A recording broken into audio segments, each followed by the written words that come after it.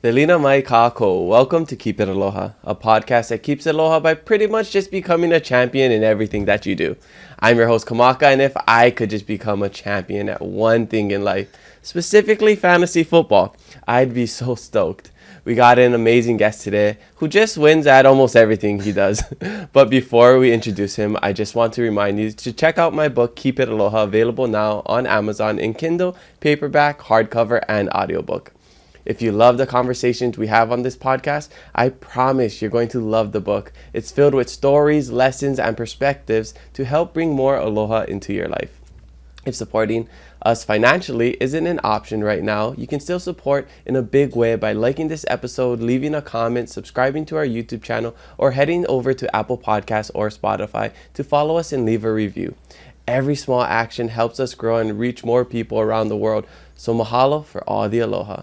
All right, let's introduce our guest. We're calling all local brands, artisans, crafters, and designers to come be part of our Kaka'ako's biggest holiday shopping experience of the year. It's Salt at our Kaka'ako's annual A Pinch of Salt happening Saturday, December 6th at 10 a.m. at the barn. It's pet friendly too. To join in, email Mark Factora, that's Mark with a C, at clientservices@sixpillarsmarketing.com.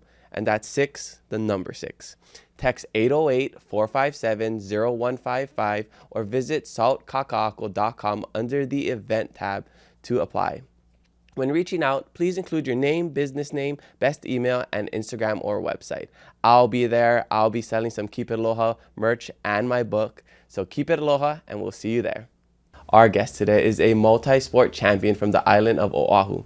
He is a 2-time Racquetball World Champ, 2-time Brazilian Jiu-Jitsu World Champ, and 5-time MMA World Champ. This Hama made history as the first non-Brazilian to ever win a Brazilian Jiu-Jitsu World Title, paving the way for athletes around the world and putting Hawaiʻi on the global stage. Beyond being a fierce competitor, he is a devoted father, husband, coach, and entrepreneur. Along with his wife, Marcia, he founded Egan's Bootcamp, where they have spent the last 15 years transforming lives through personalized fitness and nutrition coaching, discipline, and aloha. I am so stoked to talk stories with him today. He is Egan Inoue. Aloha, Egan. Welcome to the Keep It Aloha podcast. How are you doing? I'm good. Thank you, man. That was a good intro, man. Wow. I had to put the speed a little slower on that one on the teleprompter. I was struggling to keep up. It's because you did so much. You made the intro long. That was a good one, though. That was really good. You're thorough. You got it all. Yeah, that was cool. I think that was one of the fastest I've read on the podcast. Good thing I took the neurogum because I took the memory and focus, so I was focused. Yeah, I love those things. Super good to have you in our studio. I just met you like a couple months ago. That's how I found out about the PEMF machine. We can get into that later. Yep. But I've always heard of your name. I've seen you on Instagram, your brother as well, and just your family name is kind of iconic here in Hawaii, right? You guys are legends in sports and just the community. So super honored that you're here today. Thank you. I'm honored to be on your podcast, man. Yeah, we can get into so much, and I want to get into what it's like becoming a champion and your business career as well. You just celebrated 15 years. Congrats. That's amazing. Yeah. You got the body by Egan. I got body by Musubi right now, but soon I'll get into better shape. Yeah, all right. But I want to start at the beginning, just getting to know your whole life story. Where are you from? Where you grad? And what was it like growing up? Okay, so I'm from Oʻahu, Manoa, and I graduated from University Lab School, 83, a long time ago.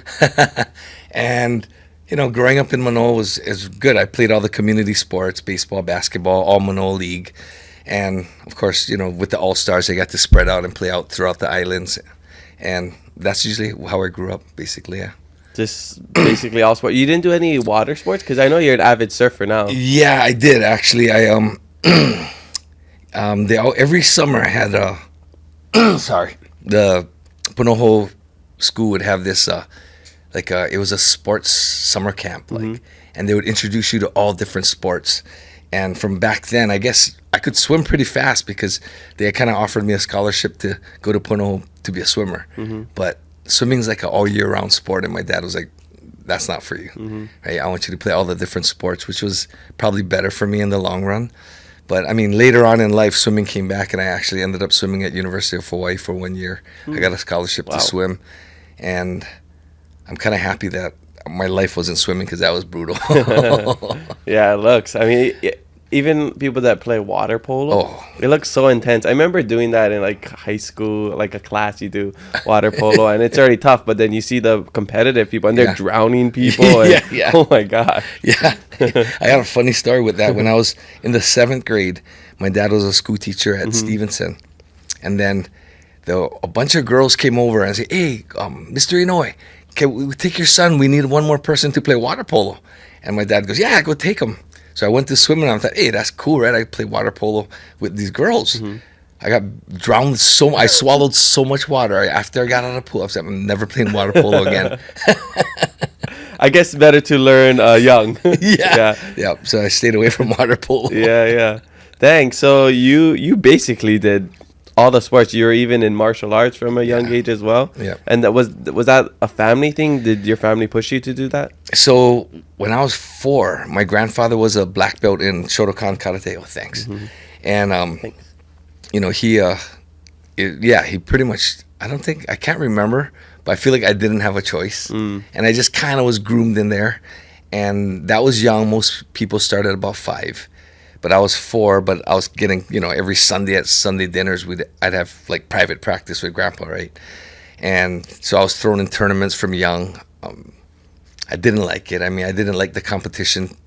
And I don't know, a lot of people say I'm a real competitive person, but even from back then, I don't feel like I was. I just kind of groomed myself to become, because from when you're young and you're being forced to do things that you don't like, because it's so like, I don't know, I just didn't like it all. And, it wasn't just the katas where it's just forms. I mean, they put me in the kumite, and I was the youngest, so I was always fighting bigger kids, and it was scary. And then you're hitting each other. I mean, you couldn't hit each other in the face, and you could wear a face mask, but when you get hit in the chest, it still hurt. Or you get kicked in the leg or in the ribs, it still hurt. So it was something that I really didn't like. And it's funny, because things just, everything happens for a reason in life, and I end up being a MMA fighter. I know, crazy. So between all of that, with martial arts, baseball, basketball, even swimming, what did you prefer the best? I think what I really liked the most was going to walls and catching waves on the boogie board, and then eventually I got into surfing and baseball season. Back then, it's like baseball time, you cannot swim. It's not good for your arm. I don't know. I don't know if that's true anymore, but that's what I was told. So that was the one thing I had to give up, was going to the beach. And usually I always look forward to Saturday, Sunday. My dad would drop me off at 5 in the morning, pick me up at 3 in the afternoon, and I'd just hang out all day at the beach catching waves. And I thought that's what I wanted. I thought I want to be a professional surfer. That was my dream, actually.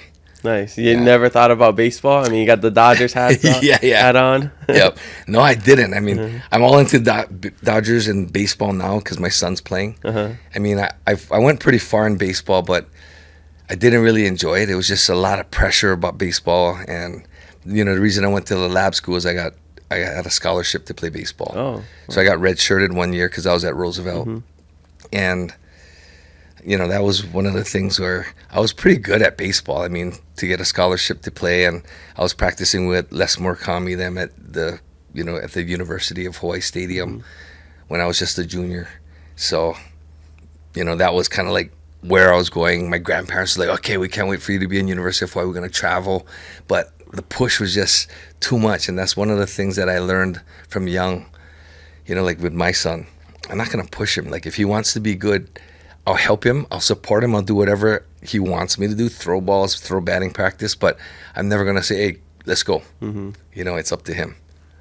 And that's kind of where he's at right now. He enjoys it. Yeah, he loves it. Yeah, he loves it, but it's like he pushes me. Oh, okay. So like I get home, I'm like, okay, I'm going to rest. And he's like, Dad, can you throw a ball at me? Can you pitch to me? Can you batting practice? Like, yeah. So that's funny because it's usually growing up, it's the opposite, right? Yeah. Where the dad's like, get extra reps, do all of this. Exactly. And that's how I was raised, right? And I thought I didn't want that for my kids. So I really, really tried to play that reverse. I mean, if I try to play that reverse now, he's too smart. He's like, you're trying to get me to do that. Like, I try to get him to go in the water and surf. And I go, oh, this and that. He's like, you're just trying to trick me.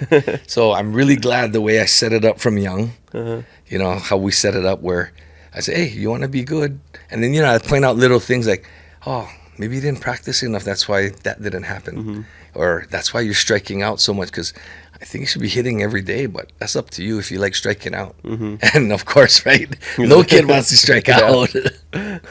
So. Well, I watched a little bit of your podcast on, I forget which podcast it was, but you were talking about how after dinners, your dad would make you do extra training, especially in, I think it was racquetball or jiu-jitsu, I forget what it was. But then when you would challenge these other people, you would, like, people outside of Hawaiʻi, you'd be like, wow, I didn't think I was going to, you know, be that good compared to them. But you were so much better because you had all those extra reps. Yeah, so, and that's true. Yeah, that's 100% true. I mean, you see a lot of the parents that really push their kids, and you see how good they are. You know, and then you see the ones that push the kids, and the kids are super good, but you could see they just don't enjoy it, right? And I think without the passion, you only can go so far. Yeah, for sure, definitely. I just remember it was the Hawaiʻi News Now podcast. Yeah, he did not too long ago. Yeah, with Mark Carpenter, that's what it was. Yeah, oh, right. Yeah, nice. I was watching a little bit of that one. Okay, so right now it's 2-2 for the Dodgers. Oh, God. We just, you know, a couple of days ago was that crazy 18-inning game. You know, I'm not a huge baseball fan. It's like the only sport I never played. But I watch during the playoffs, and I like to, you know, keep up with the sports. I want to hear your prediction right now, because this will be out a couple of weeks after the World Series ends. And I'm actually going to LA this Friday and to watch a football game. But I'm like so bummed that the game's gonna end in Toronto, not in LA. I could have caught the World Series game. But anyways, so what's your prediction? If you get your prediction right, I'm just gonna choose a random follower or somebody that comments and give them some Keep It Aloha merch. If your prediction is right. Ooh, so right now it's 2-2. Game 5 is later this afternoon. What's your prediction for the World Series? You know what? I predict the Dodgers. I mean, and for them to lose games, it's like really hard for me to imagine, except for their first game away. I guess one of my friends, he's a big bettor, and he was telling me that they'll win 1 out of 12 games away on the first game. So he goes, that's a known thing for bettors. Yeah. So I was like, oh, okay, so that's cool. But they shouldn't lose anymore, right? Yeah, we'll see. I before the season started, I put usually before the season starts, like sports, I like to put in a future bet. Yeah. You know, like, you know, it shows like who's going to win the Super Bowl. So usually I do that for every sport. And I took Dodgers this year. You did? Oh, so wow. Hopefully the Dodgers win. Yep. But what do you think the score is going to be? A 4-2? Is it going to be 4-3? You think Toronto squeezes one out at home? Because even if Dodgers win, they'll have 2 games at Toronto after this. Man, I would say closer to 4-2, I think. 4-2? Yeah, okay, that's so my guess. If it ends up being 4-2 and Dodgers win, one lucky follower will get some Keep Aloha merch. Nice. Thanks to Egan. All right, hopefully. Yeah. All right, so you went to UH Lab, you graduated, but while you were still in high school, I think that's when you did racquetball? Yeah. Okay, what's the story with that? So that year that I was redshirted was the year that I actually got really into racquetball, because I couldn't really play. I just practice and, you know, show up at some of the games, but I wasn't required to be at all the games. So I started getting really into racquetball, and that's how it all started, you know. And, you know, the way I got into racquetball is a really funny story, because the University of Hawaii, that's how big racquetball was back then. It was University of Hawaii actually had a summer course, and my mom took it. Wow. And they don't have that anymore? No, no. I think they only had it for like 5 years, and then that was it. Yeah, I don't know anybody I grew up with that played racquetball. Yeah, you're way too young. Yeah, and this is from the 90s, 2000s. This is actually the 80s. In the 80s. No, for me. Oh, by the 90s and 2000s, like, I didn't know anybody. Yeah. Mm-hmm. It was already falling. It was disappearing. So my mom takes a course. She finishes the course, and she goes, one day I didn't have surf. So she goes, why don't you come play racquetball? So I was like, I'll go beat my mom up in racquetball. It's super easy. I'm, 16 years old, good athlete, and I couldn't beat her. And it made me crazy because I'm like, who doesn't beat their mom in a sport, right? And it's not like my mom's the world champ or the state champ. Then I, had to understand that, I would lose to her, but she wasn't. She was like 3 months into racquetball, probably one of the, not even the top in the whole Oʻahu Athletic Club was where it was at. And then she just beat me, and I couldn't.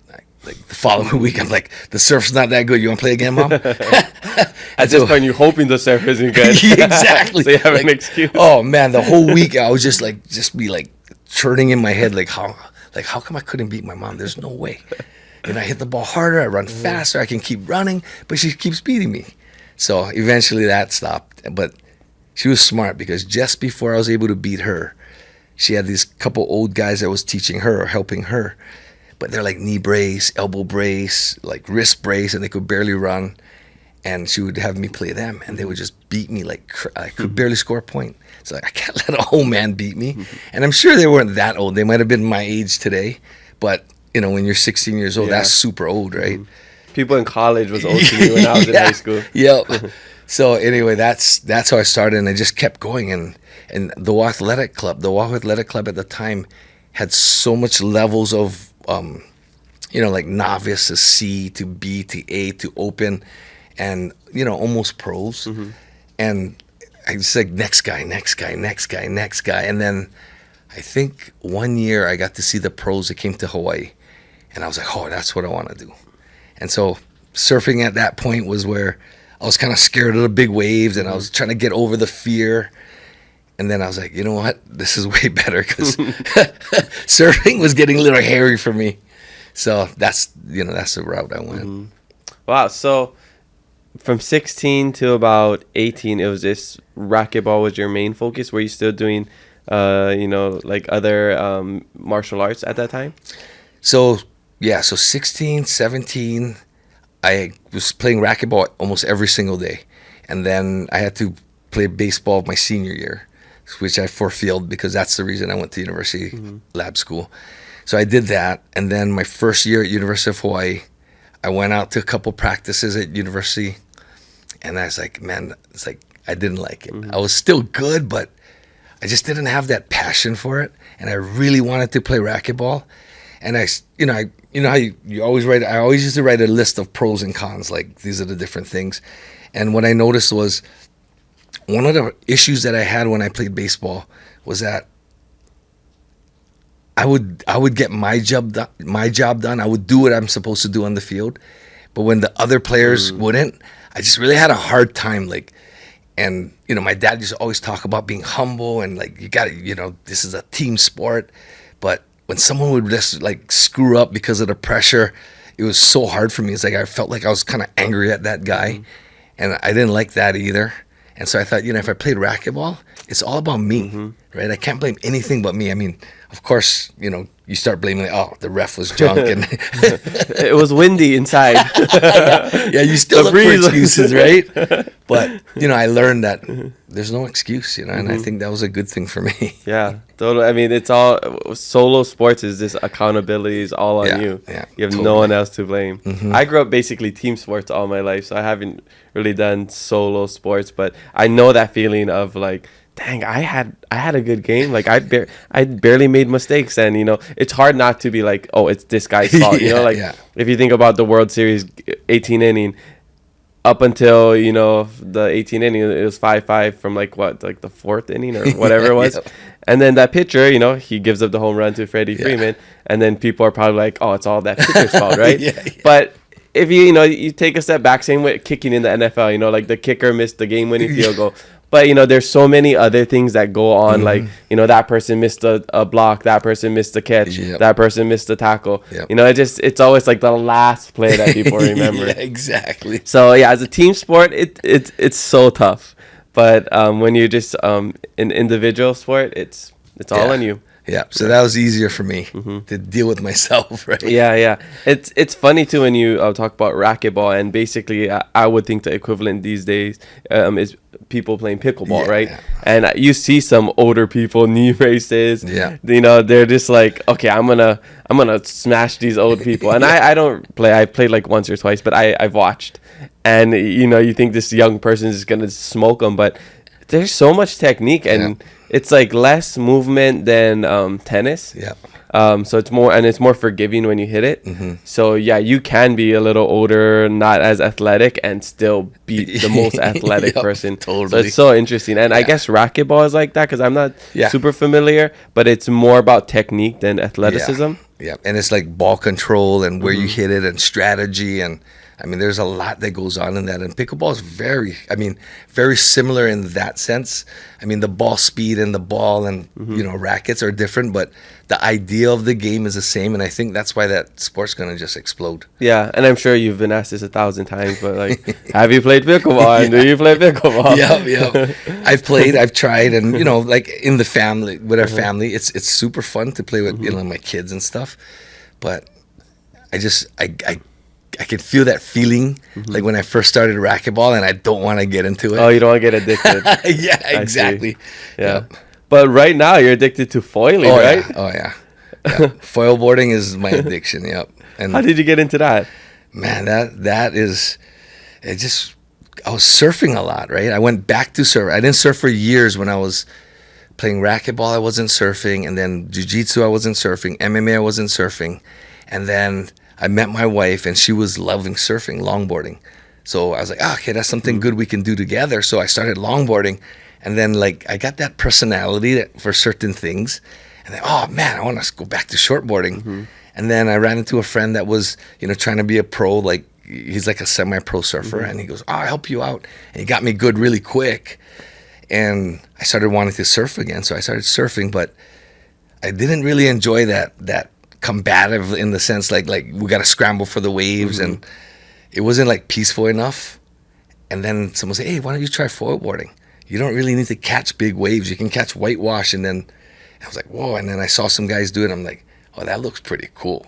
So then I started, and it was like super hard to learn. Yeah, the learning curve is, I hear, really rough. And then I think that hooked me because I was going, I'm not quitting. I'm going to keep doing this. And then I would see someone doing something like, man, I hope one day I can do that. And then I'm doing that. And then I'm like, then I see someone else doing something else. And then, oh, I want to do that too. Yeah. So when I saw the guy starting to catch multiple waves on one pop-up, I'm like, oh, that's what I want to do. Yeah. And then I saw some guys starting to go downwind. And that's like one endless wave. So you pick up at, like, say, the guys are going from suicides and coming around. And that's this really short run. But that was super fun. And then guys are going to Black Point or Keiko's, and then they're coming all the way back to Outrigger, and I'm going, wow, this is cool. And then one day I went, I was doing it, I was getting pretty good at it, and then I fell out by the Diamond Head buoy. And then the paddle in took me like, I want to say 50 minutes, and I was just so tired, like prone paddling. And when the ocean is like this, it's like you feel like you're not moving. And I'm like, I'm never doing this again. Like, I'm done. I'm just going to catch waves with it. And then I saw guys doing the stand-up paddle things. It's like, oh, that looks fun. That's the one. And then they're telling me like, oh, if you fall, you can just paddle right back up in the middle of the ocean. I'm like, really? And then I started seeing guys do it. I'm like, oh, man, I think this is... And then that's what I started. And that thing was harder than anything I've ever done. And it was the most frustrating thing. And I couldn't imagine that I couldn't stand up on this board. Like, there's no way. And I got hooked again, and I'm still hooked. Yeah, you're somebody that loves the challenge, which is similar to me too. I love a good challenge. It's like, running a marathon or doing something that somebody says you can't do. Yeah. Like, I paid off all my student loans in 1 year. People are saying, it take forever to pay off student loans. Like, challenge accepted. Yeah. But see, because I'm competitive, I like to compete against other people. You say you're like innately not super competitive, but maybe you're just competitive. You like the challenge and you're competitive with yourself. And I think that makes sense with this. It's like, you're not, yes, you're trying to beat the person, because that's the name of the game. Yeah. But I think you just want to be better for yourself and see how far you can push your limits. Yeah. And I think, probably martial arts gave you that discipline in your family. Because once you take that discipline and put it into everything else, like, you're unstoppable. Yeah, and everything's kind of the same. Yeah. It's just, you got the system down. Yeah, I think that's you hit it right on the money. I think because a lot of guys, how do you switch from this to that and this, and you get good at everything? One of the things I always say is, I'm not good at everything. because the things I don't do, that's what I'm junk at, right? But the things that I choose to be good at, the system's in place, just like you said. It's like, I know you're going to have to grind. I know you got to do it repetitive. You need the more reps you get, the better you're going to get. And through the years, all the different things I've done, I realized like the steps. And of course, sometimes I forget and something reminds me on, like, for example, just recently, I always, from when I was young, my parents would put me in a lesson with not just a guy who's good at the club or someone who's just good at the park, like someone that's known. So like when I was playing basketball back way before your time, they had the Fabulous Five basketball, and Artie Wilson was one of the guys in there. He had a training camp or a summer camp for basketball. That's where I started, getting better at basketball, going to these camps. Tennis, they would hire me, one of the best pros in the state. And so that's kind of like racquetball, same thing. And then 8 months ago, when I was really getting into this foil boarding, I took a lesson from the world champ, the guy, Edo Tanis, right? And it was 8 months ago. And I just started taking lessons again the other day. So I had, 3 lessons with this guy now. And I'm like, why did I wait 8 months? Because yesterday was my second lesson, or 2 days ago was my second lesson. And the amount that I jumped was like, if I did it sooner, I would have probably been way better. But that's the kind of little things that I forget along the way. But somehow someone reminds me somewhere. And I think, if I don't have it written down, it's kind of like in my head. So I think like little things I can reduplicate, but there's other things that I forget. And if something sparks it, and that's probably, that's one of the reasons I also do like my Instagram. I mean, I want to inspire people to push out of their comfort zone. I want people to get healthier. I want people to get better. But when I say those things, it like, it brings me another idea, something that I did and that I should reduplicate for whatever I'm doing today. And that's kind of like, so the Instagram, I'm glad a lot of people like it, but it also helps me a lot. It's kind of like your personal diary, your journal, kind of like right? Yeah. And it's my accountability because I don't want to say things and not do it. Yeah.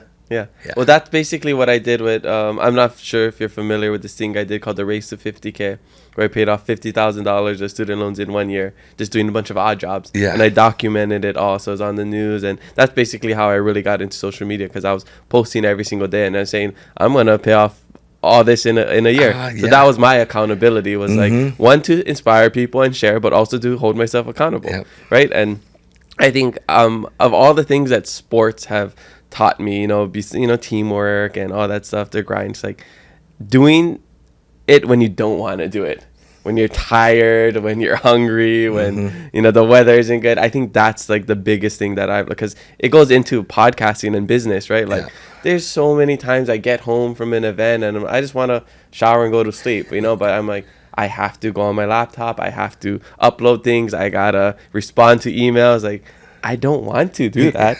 But discipline is doing it anyways, right? And totally. I think that's like my superpower is like, I'm not the most talented, I'm not the strongest, fastest, whatever, but I will work and grind probably harder than all these other people who's probably out at the district nightclub or Wani's or whatever it is. No shade on them. Go have fun. But that's just not me. Yeah. That's I remember seeing something like that, and what you're talking about, and I remember briefly hearing you say that somewhere. I don't remember where, but I remember thinking to myself, that's tough. Like setting a goal like that and setting yourself up on social media, right? Because you can't fail now. Yeah, exactly. But I know if you fail, you fail. Yeah. For me, my fear gene kind of vanished when I was in the Peace Corps in Madagascar for 3 years, and during that time I write about it in my book. Go check it out right now on Amazon. I talk about all these challenges that I face, and basically I don't get embarrassed of things. I don't fear failure because of all the things that I've done. So now I can do whatever I want, and if I fail, I fail. It's just lessons, right? Same with fighting. Like if you lose a fight, if you lose a match, then well, you just learn how to not do that next time. Yeah. And that's cool that you learned that. I mean, because that is a huge thing. Like a lot of people don't do things because they're afraid of fear, like they're going to fail. Yeah. Right. And it's cool too because I recently got into golf. I took some lessons before even stepping on a golf course. Yeah. Which is smart, because Yep. you don't get all these bad habits, you know, like so I'm happy I did it sooner rather than later. Yep.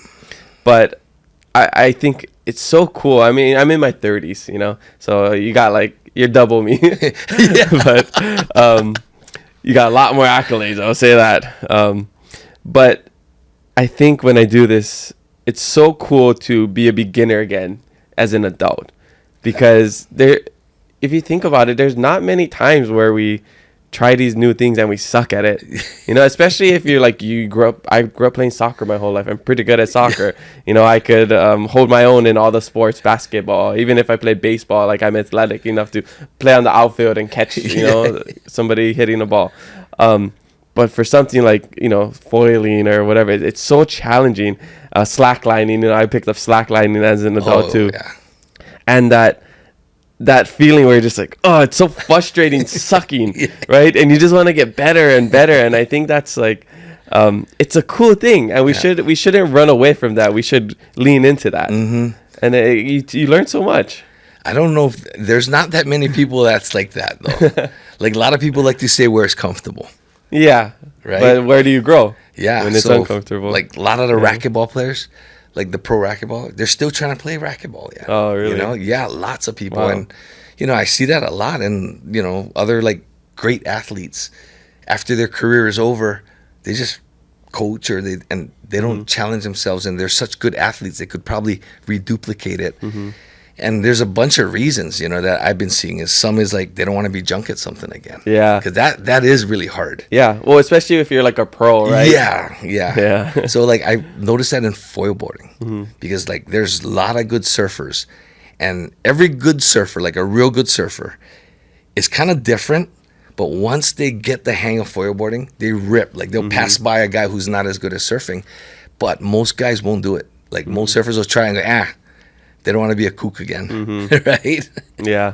It's just that it's all in our mind, I think, most of it. Because even when I started surfing, it wasn't too long ago, that getting out of my head of I want to catch the wave, but I don't want everybody to, look at me. And if, I fall, then it's going to be so embarrassing. That was the hardest part for me for starting surfing. Yeah.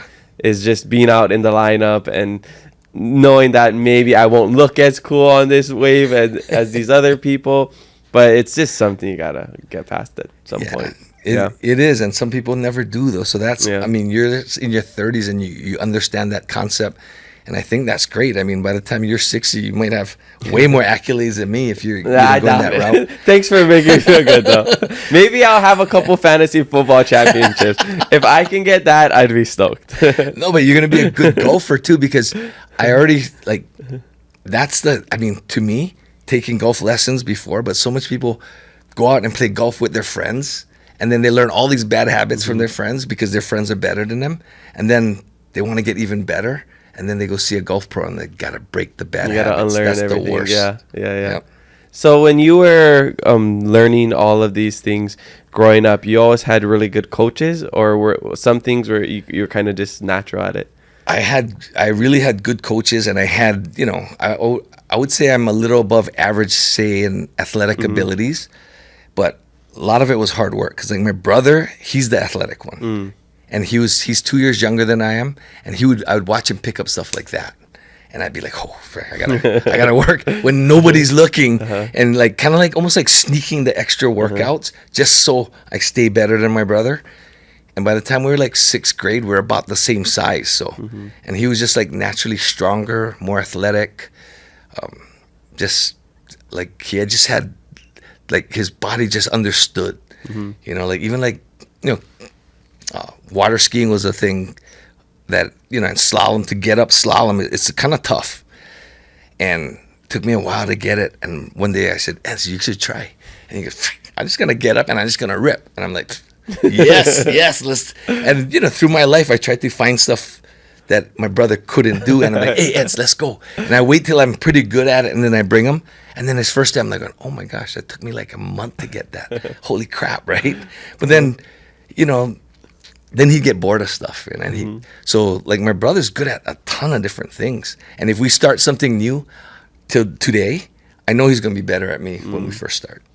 And it would be depending if, do I really want to spend the time to be better than him? Because I know I'm going to have to put in a lot more time than he does. And that's just, that's how it is. Right? But he probably won't stick it out as long as you. Yeah, right? he won't stick it out. You got out. that longevity. Yeah, so there's that difference. Yeah. Like, I'm one of those guys that's just really consistent, Yeah, that's more like me. That's what I base my whole career upon, is just consistency. Yeah. But your brother was a champion as well, right? The first heavyweight champion? Yeah, for sure. Yeah, that's a pretty big title to have. Yeah. Well, let's get into your martial arts world. So we know the racket, two-time Racquetball World Champ. And that was how long? How long did that last? So Racquetball, the World Championships is every 2 years. Oh, okay. So in 1986, I won the first one. And that one was an interesting one because I was a alternate for the team, and I didn't want to go because I was like, frick, I'm not going to win the World Championships being an alternate. And then my dad goes, I didn't know I raised such a punk. And back then they didn't have internet, so they called me on the phone and said, hey, your ticket's going to be at the Honolulu airport, and just jump on that plane tomorrow. And I was like, I'm not going to go, frick. Because that year I decided I was going to quit racquetball because I lost every single match that I played, every single game. I didn't even get to a tiebreaker. Wow. I lost every single match on the Pro Tour, and I traveled like 100,000 miles that year. I spent every penny that I had. Dang. And I got home after the last tournament of the year. I broke all my rackets on the curb, threw it in the rubbish can, and I'm going back to school. And then I get this call. And then I was like, Anyway, the company that I was playing for, the racket company, called me up, goes, we'll send you all new equipment. It'll be in Florida. Just jump on the plane. Ended up jumping on the plane after sulking for a while and telling my dad I'm not a cheerleader. And by the time I got there, I was the first alternate. And then the next morning, I was actually playing. The coach goes, Egan, suit up. You're on. You're the number 3. I got the number 3 spot for the team. And then I end up winning the whole thing. Dang. Well, you just... I don't want to say you're lucky, but like what happened from losing all of that to winning the whole entire thing? Like, well, it is luck because just me getting there was just, and winning the whole thing. It's the weirdest thing, and I always was into like mindset and like thinking positive and how to like never say don't do this, but just keep telling myself what to do. Mm-hmm. And I remember the night that morning I sat there and I'm gonna play it. I forgot what the feeling was like to win. Mm. So I was kind of like, oh man, I didn't even. And I feel like everything you do, you have to practice. So even to win, if you can practice winning. Mm-hmm. So I think I just went back and I started trying to remember all the matches that I won and how I felt, and I just visualized all of that. Mm. And for some reason, I just started playing good. Mm. And the first match I played, I still remember I was getting murdered and I was going to lose the first match. I think I lost like 15-0, 15-1. Somewhere around there. Second game, and they were playing back then 2 out of 3. Second game, I was down 10-0. And I was like, I can't do it. And it wasn't that I was playing bad, because I felt like I was playing good, but this guy was playing so good. And I took a timeout, and I remember my dad saying, like, when you ever see a guy like that dressed really nice, his hair's perfect, their appearance means a lot to him. And so I thought, I'm gonna mess, because this guy kept fixing his hair. I could see him, because there's a glass court, right? Mm-hmm. So you can see a reflection. I kept seeing him fix. So I was like, okay, Rick, this is my last chance. So he hits a perfect shot again, and I was like, I walked by him and I like patted him on the head to mess his hair, but made like, hey, nice shot. Mm-hmm. And they flipped out. He didn't score another point. I beat him that game, and I beat him in the tiebreaker. And then the momentum was there. Mm-hmm. And then I started playing. By the time the finals and the individual event, I was just so on that I couldn't miss a shot. It was ridiculous. I'd never played that good before. Wow. I guess it just takes that one moment of confidence to, really get you going, right? And like how they have those pictures of the guy picking the hole, and then this guy quits, and then always one more pick, and then all the diamonds, right? And the gold. Mm-hmm. That's exactly what it was like. Mm. So I think that helped me just in life in general, that when I'm struggling, hey, it might be one more. And it could go the opposite way, right? Like guys go and gamble at Las Vegas and they're putting in the mega. Maybe it works in everything but gambling. Exactly, right? So that was one of the things, you know, and you know, like after I won that, I won a bunch of like Pan American Games, and I started winning the Olympic Festival. And then at the Olympic Festival, I got kicked off the U.S. team because I wouldn't tell the guys who were drinking in my room. Because at the Olympic Festival, it's like the Olympics, like. You need a credentials to get into the area of where we sleep, and there's no alcohol, no drugs. And everybody knew I didn't drink, and everybody knew I was like that early bed, wake up early. I was like that from back then. So they thought, oh, Egan's room is the one to have the party. And so I got back from dinner, and all the guys were in my room, the girls, the guys, the whole team, and they're drinking and everything. And then I grabbed all my stuff, I packed it, and I went into the hallway. And then I went to, you know, I was looking for another room that I could sleep in. And then the next morning, it was like they all got busted. And then it was my room. And I was like, I wasn't there. So I thought I was off the hook. And they wanted me to tell who was in the team. And the way I was raised here in Hawaii, you don't tell nobody. Like, hey, you're going to eat it. So I ended up getting kicked off because not one person came up and said, oh. And not one person ever at the end said, hey, sorry about what happened. And that actually got me so upset that after the 1 year suspension, I wanted to requalify again. But I missed the 1988 World Championships because of that. Cool. But 89, I got back on the team. And 90, I won again. Revenge. So, yeah, and it was total, like every single guy. I was like, you guys, we're not friends no more. This is for real. It's a good anime arc right there. They have animes on like volleyball, basketball, soccer. They need one about racquetball with this story right here. That's gonna be a great show. Yeah, and it's you know, like I still to today think about that and wonder, like, should I just ratted those guys out? And then I probably would have won 3 years in a row. And what would I tell my kid? And that's what my wife always said. So what would you tell your kid today? And I was like, so hard. I mean, this day and age, it might, once you get kicked off, there's no guarantee you're going to make it back on again. I just was lucky to get back on, and I maybe the few, but I don't know. Sometimes I feel like when someone does something wrong, you should say that they did something wrong, you know, and not think about it as you're a squealer or you're a rat or whatever. So I still play around with that. Yeah, I mean, because on one hand, it's that saying "snitches get stitches," yeah, exactly. right? And you know, it's all about honor, especially where your family, you know. Yeah. So that is a tough situation to be in. I'm trying to think as you say this, what would I do? Yeah. Because I'm very loyal too, and I wouldn't want to, you know, say anything about my friends. But I guess depends on the level of closeness, right? Yeah. If it was, you know, people I didn't really know, maybe I would say something. I'd probably find a creative way to rat on them, but not rat on them.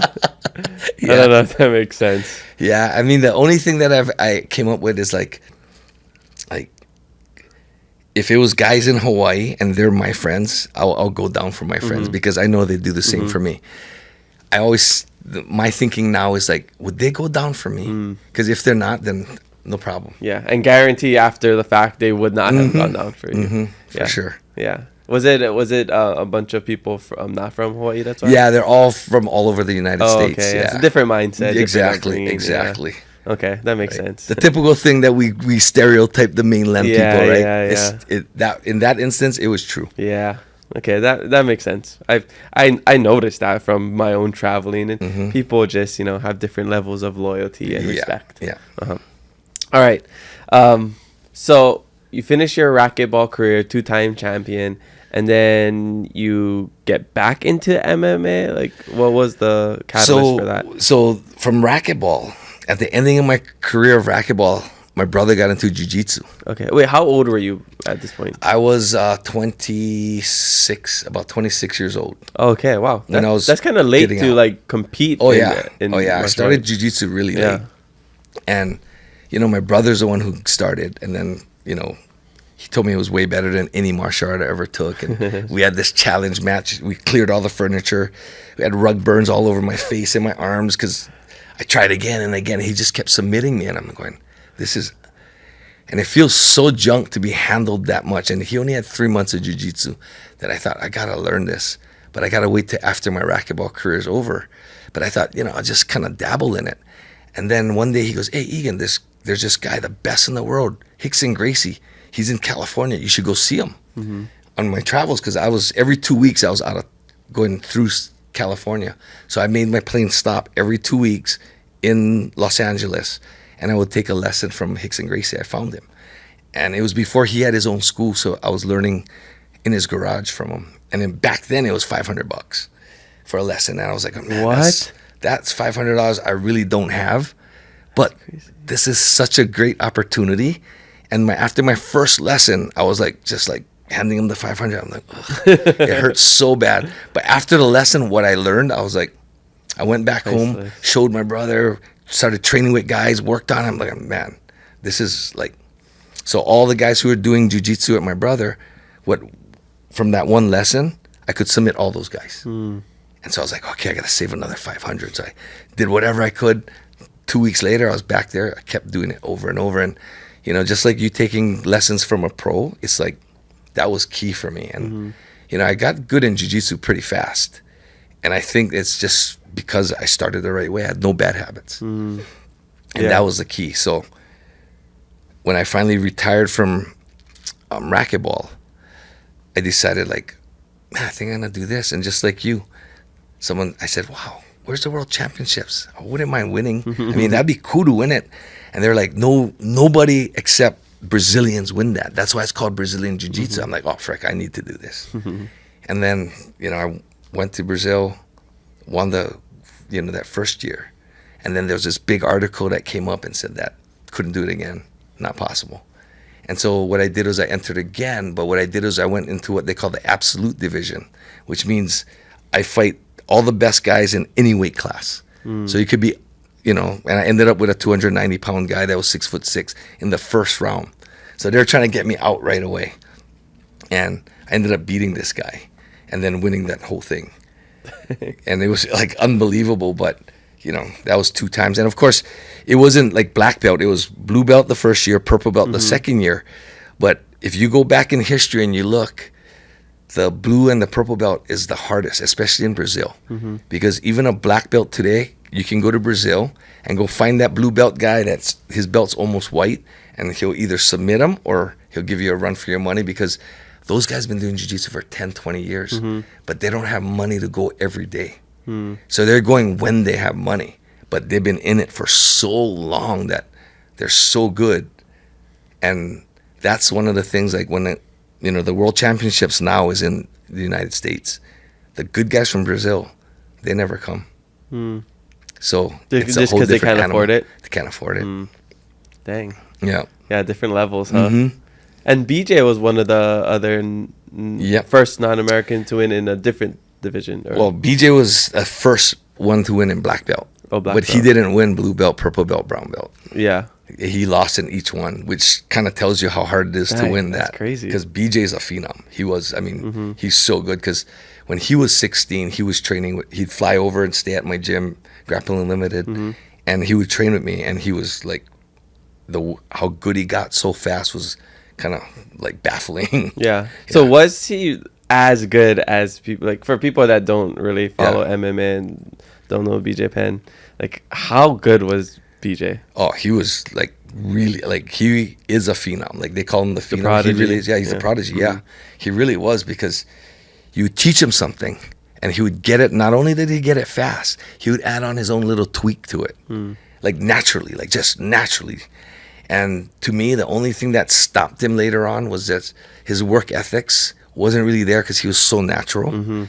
So I think that's, that was one of his pitfalls, I think. Because he could have been the best. Yeah, he was, but... Yeah, we talk about that, or I see people talk about it too, is BJ Penn, to this day, regardless of, what's going on now, one of the best mixed martial arts UFC champion ever, and he was doing that drinking beers down Honolulu. Yeah. Right? Yep. Whatever, Stayed up late, partying. Whatever he was doing. Yep. Imagine if he actually trained hard. Like how did, because these days are different. I mean, like, I remember that one UFC Ultimate Fighter. I don't know if you ever watched Ultimate Fighter long ago. GSP was coaching, and he brought in this guy from France. And this guy is like a crazy. He's not a champion, but he's this crazy martial artist. He smokes cigarettes, drinks every day, but he destroys everybody. So I don't know if you know what video I'm talking about. Then he comes and he just like just messing with people. They're all just like falling down and getting submitted, like getting kicked in the in their stomach and just falling. And that was the style back then. Now these people they're on strict regimen and it's different. So I wonder if he was in his prime during this time.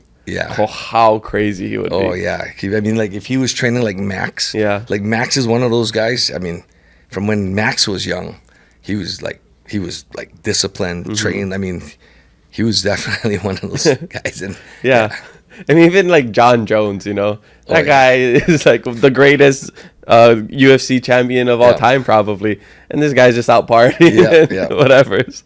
So different styles, but sometimes same results. And that's sad, right? Sometimes because people see that and like, I can be like that, but that's like a one in a million. It's the exception to the rule. It's not the rule. He's like the freak of nature, right?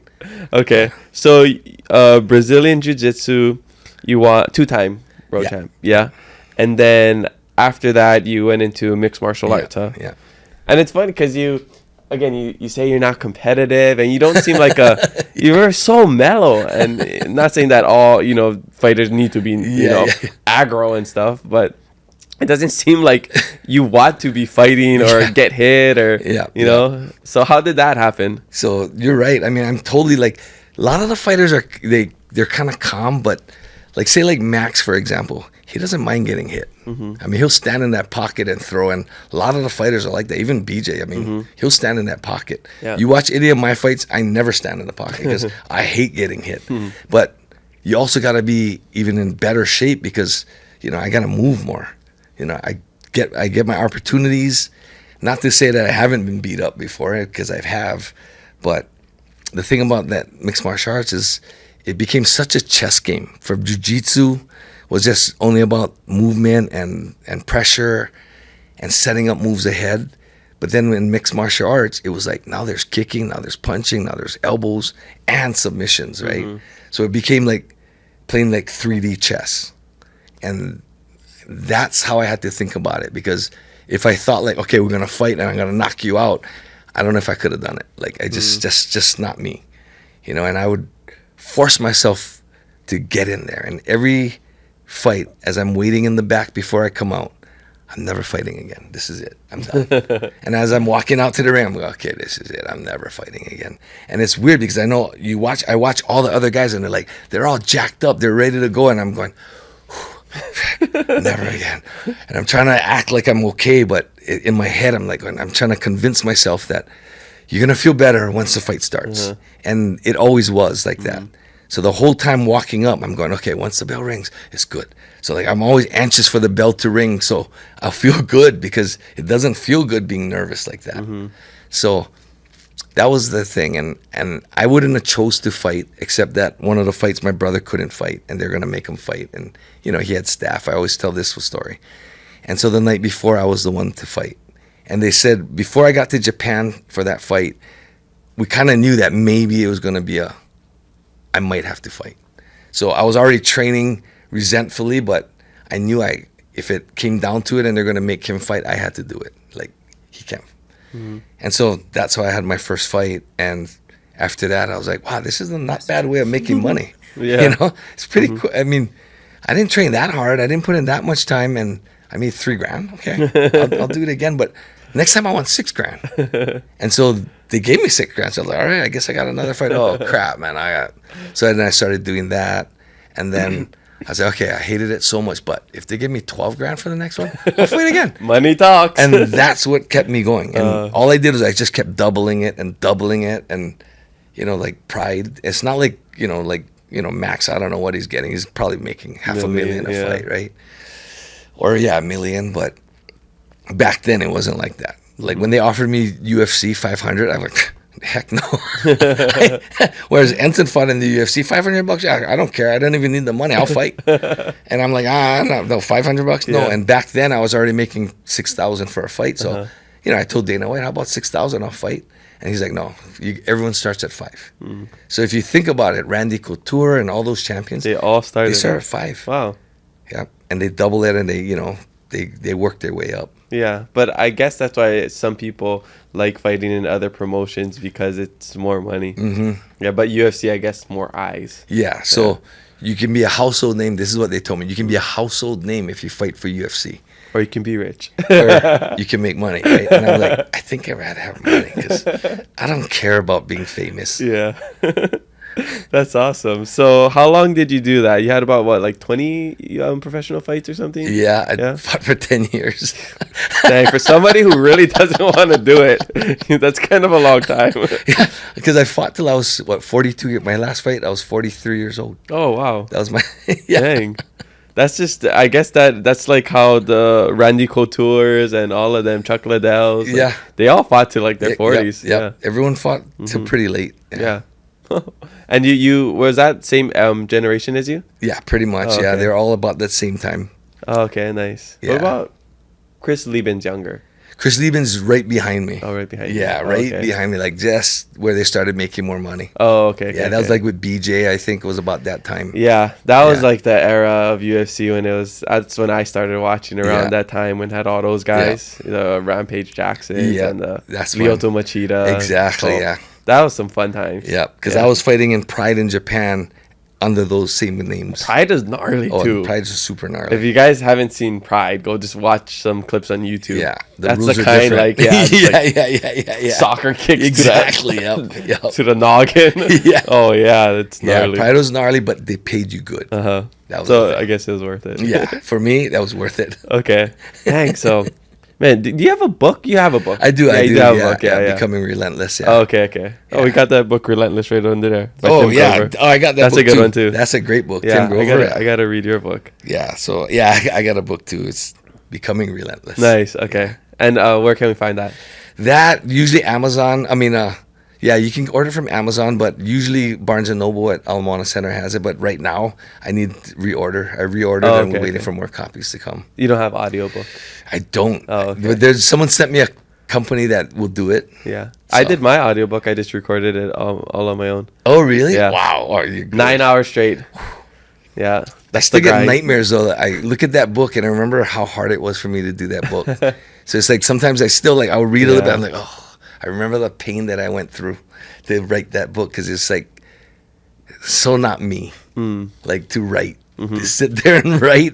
I'd rather be sweating and building lactate in my body, can't breathe. Yeah. Than sit there and write. So I like writing, but this is my second book that I've done. But the first one I wrote all myself. This one is because of technology. It was so much easier. Instead of writing, I just recorded audio this. And turn that into the book. Yeah. So, if you ever think about writing a book, I would highly suggest that instead of just type, or in your notes, just record it like this and just transcribe it. Yeah. Oh, that would be great. Because I have no nightmares I did my book in about 4 months. Oh, really? This book took about 4 months to do. Oh, really? Yeah. Oof. The longest part was just editing because I had to go on my own and to go on my laptop and edit everything manually. But just the recording and putting it into the book, that was fast. Wow. Yeah. Technology. Wow.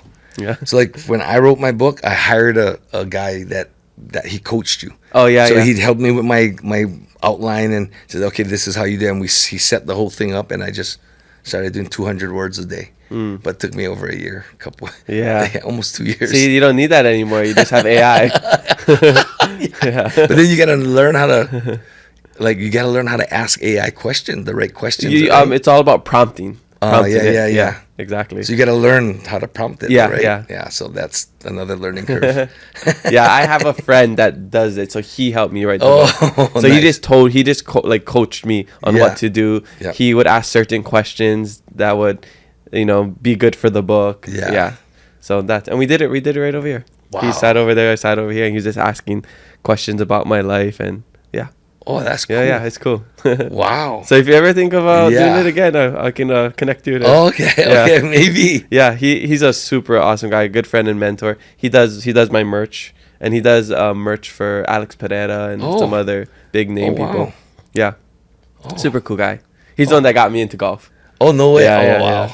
Okay. I'll introduce you to him at some point. Yeah. I've been telling him to use the PEMF machine too, because he has like these gout flare-ups. Oh, yeah. Korean American guy, skinny like this, but gout. Oh, yeah. Gout gets everybody. Yeah. Nobody's safe from it. Okay, so retired from fighting at 42, and then is that when you went into your like entrepreneurship?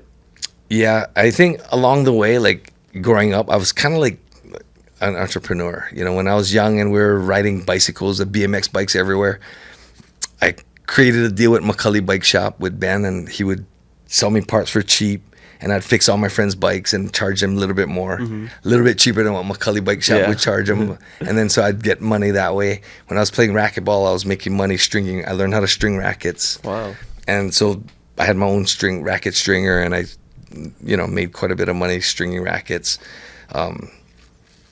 Of course, jiu-jitsu, I opened my own school so I could make money to support the habit of wanting to compete in jiu-jitsu. And then, of course, it turned into MMA. So I've always kind of been like that. And while I was playing racquetball, I started a racket company. It's called E-Force. And you know, after the first year of production, we started doing $1 million. We were making $1 million of profit. Wow. For a couple of years, until my partner and I got into a disagreement, and then we had to sell the company to someone else. So I kind of was already like that type of person, but you know, and I already had Grappling Unlimited, and that gym, we had about 350 people, members at that gym. But of course, the business side, that's why I lost E-Force, wasn't my focus. My focus was, you know, designing rackets, playing good with them. You know, when I had my martial arts school, it was about me training guys to get them good fast so they can be my practice partners to get me better. Because I always had that theory, like, the faster I can get my friends or the people around me better, the more it's going to push me. So I was never that person, like, I didn't want to teach you much because I think you're super athletic. Like, you're way more athletic than me. I don't want to teach you because you're going to be beating me soon. I was more like, if you're super athletic, I'm going to help you even more because I want you to beat me. If you're my student and you can beat me, that's the best honor that I can have from you. So yeah, go for it. And I never took it like, you know, like a lot of the martial artists, like there's stories like Philippines or jiu-jitsu where the student wants to challenge the instructor, they beat him down super bad and kick him out. Whereas I wasn't like that. I was like completely opposite, but I could see the mentality because that's not cool, you know? And like, say for example, like Lua. One of the things that the great Lua instructors, they always save one move just in case, you know, their best student turns on them.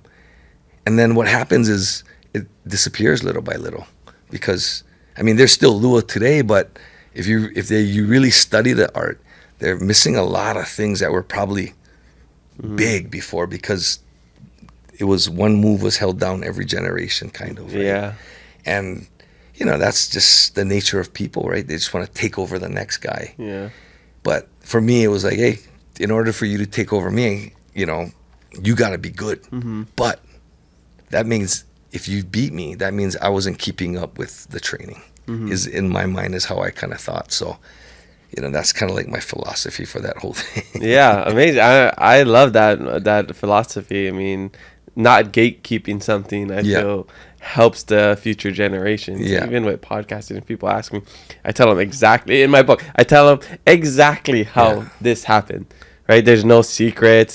There is really no secret. It's just consistency and hard work and doing something that you love, right? Totally. And mix that with being Portuguese. It's easy. But that's pretty much it, is like we should share this information with people, you know, especially in our community that's so small. We want to see other Hawaiians, other local people elevated and get to a place that's it's, you know, that you've been, or BJ has been, or, you know, Max Holloway, our football players as well, you know. It's so fun to cheer for each other. Yeah, it is. I mean, it totally is. And like, that was my philosophy for Hawaii. But when I would go out, like when I was training at the Olympic Training Center, I wouldn't share anything like with any of my competitors or anybody out there. And instead, what I would try to do is throw them off the, you know, it's like for example, we'd all go out to eat, and I can tell they're all watching like what I eat. So I'd purposely eat like the most dessert I ever ate in my life. Get back to the room feeling kind of sick, but Egan, he only eats desserts. He only eats sugar. He only eats this and that. And that was just that one night. And I knew that if I did that just for one night, I wouldn't feel real good, but it wasn't going to hurt my trajectory up, right? So I did a lot of things like that, you know. Mind games. Yeah, because, you know, as soon as you get off the plane, like if I'm flying with other racquetball pros, they're already playing the mic. I mean, at that level, at world-class level, you got no friends. That's what I feel. They act like your friend, and you know, those guys, they can cheat each other on the court, but they're still buddies. Yeah. For me, you cheat me on the court, you're not my friend anymore. Because I won't cheat you, even if I'm going to lose. I'll call my bad calls. Like if I hit the ball at a skip where it hits the ground before the front wall, the ball's moving at 190. It's super hard for the ref to see. But as the person who hit it, you see it. And I always call it on myself. I always did. And I tried not to be like them, but then I feel guilty, and then I lose 2 more points later, or 3. So I learned that if my personality isn't like that, I can't switch my personality, because by feeling guilty, it's gonna bite me later. Yeah. So. Yeah, that's good. I mean, they say how you do anything is how you do everything. So if you cheat in sports, you'll probably cheat in other, you know, parts of your life, cheat in business, you know, whatever it is, you know. So that's why it's good to have somebody with good integrity like that. Right on. So you had all these other business adventures, and then business ventures and adventures, probably. Yeah, that's an adventure for sure. But so when did you start Egan's Bootcamp? Or I guess not when, because we know you just celebrated your 15-year anniversary. Yeah. This will be out after it, so I hope you know, the actual event goes really well. Yeah, thanks. We're talking about it in the future, and oh my gosh, it was amazing. So many people came out. Everybody was super stoked. So awesome. But what was the idea of starting that? So what happened was, my wife now was my girlfriend, and I was still in that, when I met her, I was still kind of in that phase of, I mean, I was still fighting, so I was still competitive, but I was kind of falling out of that. So they started Master Worlds for Jiu-Jitsu, so I was like, okay, I can keep winning world championships. Yeah. So I won, 2 Master World Championships, and I was thinking, okay, I was always searching for something else that I can compete in. And then she just, it wasn't like in a bad way. She knows how to put things really nicely. Like sometimes I tell people stuff and I'm so direct that I might hurt feelings, but she's like real tactful in that sense. So she didn't get me defensive, but she goes, wow, you got all these world titles, but like, basically what she said was, what good are they? Like, if it can't help people, what is it? It's just for ego? Is it for your wall? Is it like, and I was like, wow. And that kind of hit me, and I was like going, and she was like, all that knowledge and all that stuff that you know that made you that, why don't you share that with people? And I was like, oh, yeah, well, like what do you think? And she goes, like teach people how to exercise, get young kids to become more athletic. And I was like, oh, yeah, maybe. So she goes, why don't we start a gym? So we started one called the E-Studio, and that failed miserably because my idea was, okay, discipline, consistency, and like the things that I believe builds you, but that's not how everybody is. So people are going to join because, hey, that's a good thought. Like, yeah, I want to be like that, because a lot of people want that. But then when you start grinding, you're like, today I don't feel like it. And then pretty soon they quit. And so we failed. We lost lots of money on that gym. And I think we're married. We got married because we just made that commitment that we're going to start this business. We got, and we had a house in Manoa that we had bought. And we had to second mortgage to try to help pay off for this. And we still had a lease. And we were upside down. So I don't know. She was online, and she goes, Egan, I got a good idea. I think we can survive. I go, okay, let's. What is it? She goes, let's start boot camps. There's this guy that has this mastermind thing, and he'll start you from the beginning and teach you how to market it and, you know, social media and da-da-da-da. So, okay, sign up. And she goes, oh, yeah, it's like $5,000 or something like that. I'm like, oh, $5,000. Like, how? She goes, may as well put it there because we're going to eat it up in this business. So we came back. She started applying all the things in the back end. And then I came up with the curriculum. And the deal was it's not going to be an aerobic class. Because at first I thought, oh, no, I don't want to be like Richard Simmons and do like aerobic classes. There's no way. Let's go, everybody. Right? Yeah. I'm no cheerleader. Yeah. I'm not going to rah, overpraise anybody because that's not what I believe. And she goes, you know what? Do it how you want it, but it cannot be strict like what we did before because that obviously failed. It's got to be fun. And I'm like going, training's not fun. What's fun is the end product is what's fun. She goes, no. Everybody needs to have fun every single day. Otherwise, they're not going to come back. Didn't you learn? I'm like, okay, I learned. Okay, I'll try as best as I can. And then, so we called all our friends that we could, and we started with friends. And then they told friends. And I would say, and then because of the way they were marketing it, I mean, we just started getting people coming in like crazy. And then about 6 months, we had this 800 square foot box. And we had to use the hallways because we had like 50, 55 people coming to the 5 and 6 a.m. classes. And then it just started picking up from there. And then we went to that bigger space and then a bigger space. And now we're in a 10,000 square foot place that used to be the Punahou Spa. So that's how that started. Yeah. And I've never been there until I met you to try out the machine. Oh, yeah. And it's the upstairs, downstairs. Yeah. And I'm sure there's a lot I haven't even seen. But it's a really awesome spot. Yeah, thanks. Yeah. So started that, and then 15 years later, what has those 15 years been like for you? So kind of like anything else in life, you have to evolve and you got to stay in it and you got to keep getting better. So as the fitness industry starts changing, we had to keep up with it. So group fitness, like that was a thing. And then COVID kind of killed it. Like, I mean, they shut us down.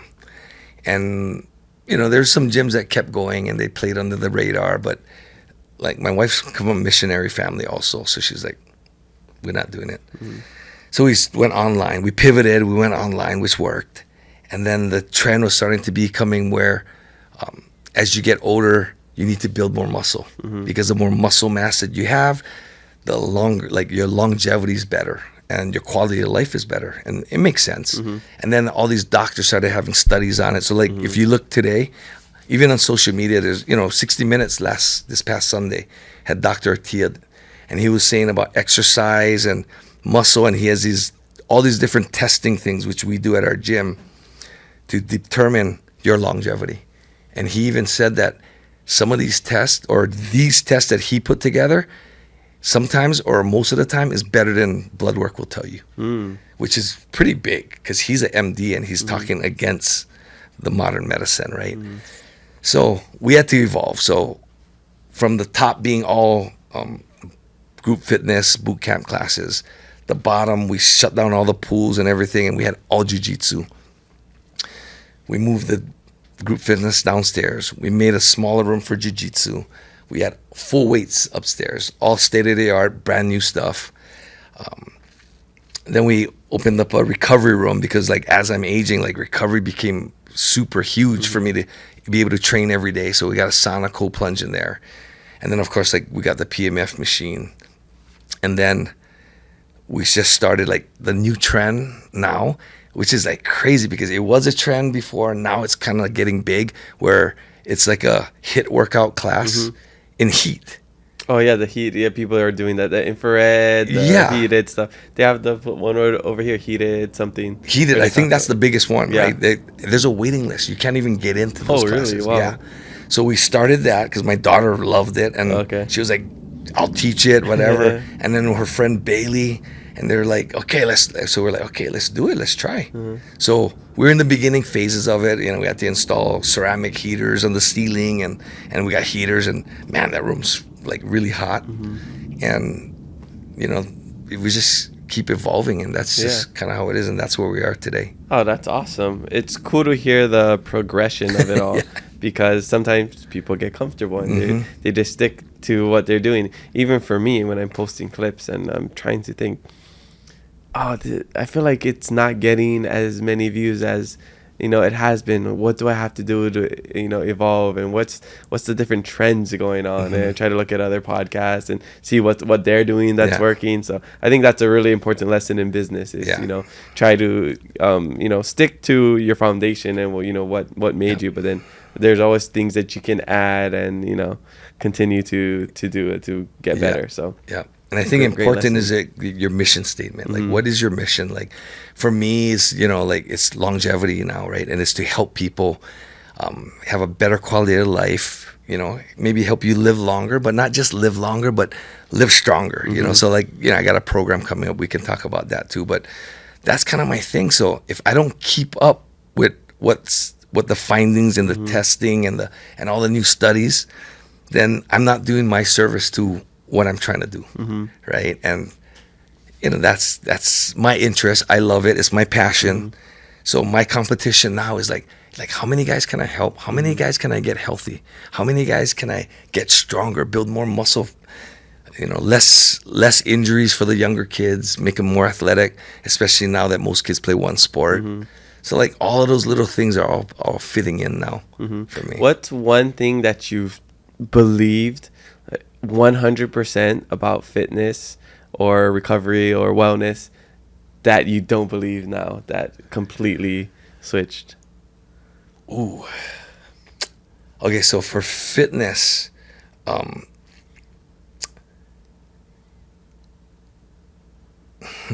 that's a good question. Yeah, I just thought of it because my physical therapist, I go twice a week to rehab, and he goes to these conferences, or he's studying, and he's always saying like, they were saying you got to run like this, but now studies come up and it's better to run a certain way, or sauna cold plunge. It's not good to cold plunge after lifting weights because it slows down whatever. So there's all these studies that come out. So I wonder if there's that's one of the things that I believed, right? Like after I lift weights or a hard workout, jump in a cold water for recovery, but it stops your muscles from healing actually. So you're supposed to wait at least an hour. So that's definitely one.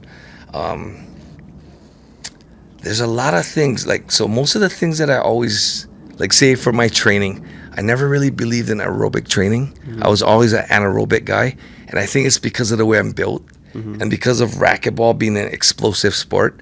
Aerobics isn't that important in racquetball, so I never believed in long runs. I never believed guys run 5 miles. So even when I was fighting, guys jog, right? Boxers jog 5 miles. I was always a sprint guy. Let's go to the hill, 10 sprints or 15 sprints. If I did my my long trainings to build endurance, I would ride tantless on my bike. So to me, that was more the thing. And lucky for me, I just believed because of what I saw with my body and what was happening in my sports that it's kind of going that way. And I never really believed, I've never been a real big weightlifter. I mean, I've always lifted weights, but just so I don't get injured, but not to get a big chest or big biceps or triceps or big legs, because I always believe that doesn't help you in sports. I always believed the Bruce Lee, that's the way, right? And now, you look at the athletes. For a while, everybody was trying to get big and jacked, all the pro athletes. But look at Shohei, look at Yamamoto, look at Kobe Bryant, look at Michael Jordan, and I always point that out to the kids and the parents, because I have so many parents still come back, my kid needs to gain weight, he got to get bigger. And, they still say that in sports. There's a limit to that.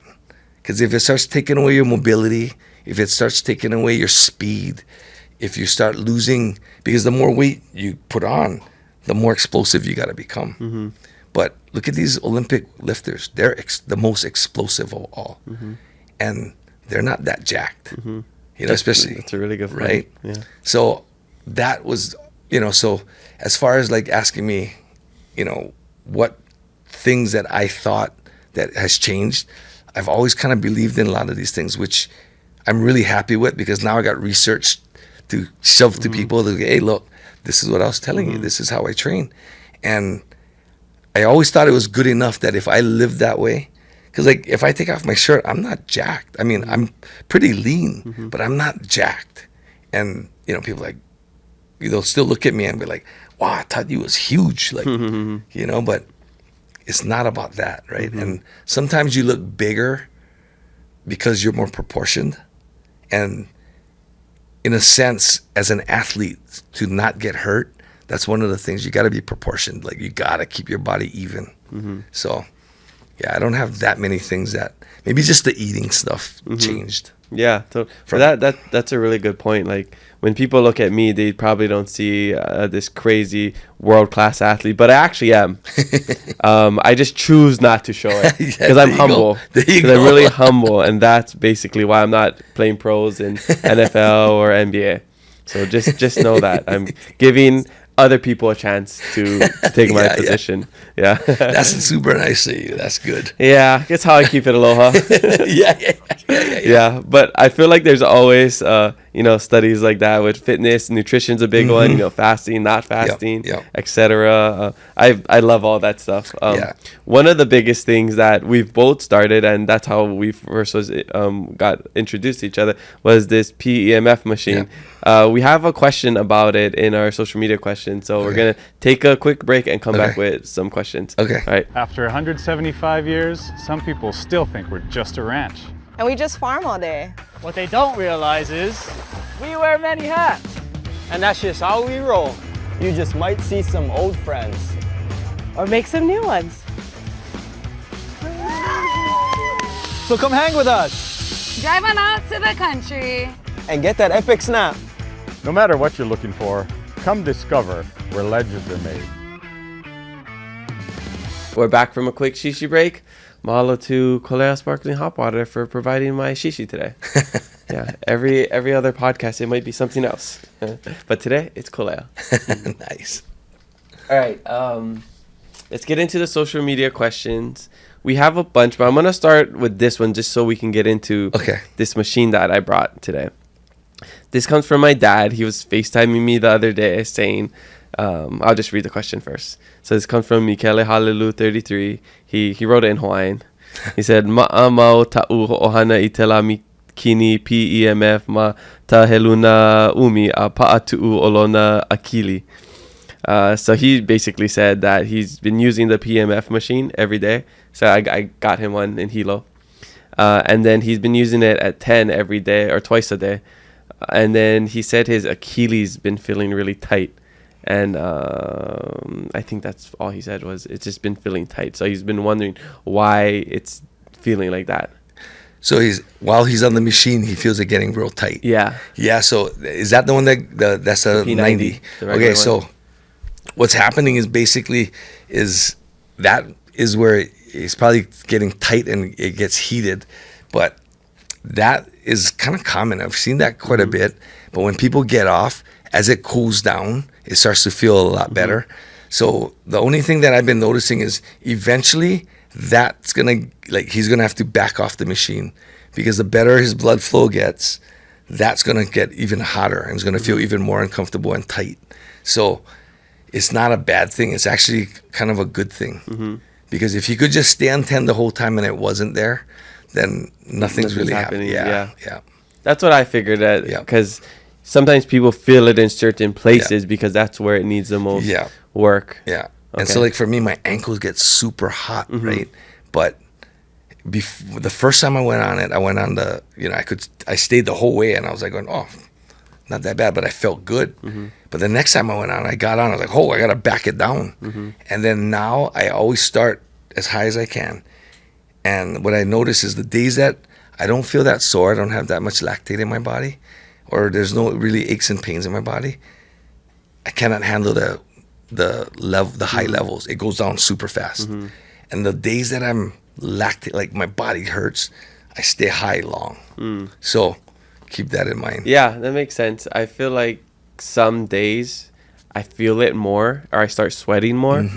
And it depends on my level of activity that day. Yeah. Last night I was just using it. I like to do it before bed as I'm winding down because it's kind of, I go on like 5 or 6. Yeah. Oh, last night I just passed out on it, and then I had to wake up and then go to my room. But sometimes it's nice because it's 5 is a good level where it's kind of warm and your body just feels kind of comfortable. Yeah. And you're sitting, so I kind of like using that to wind me down. Yeah. But what we're talking about is this PEMF machine. We talked about it on Lanai's episode a couple episodes ago.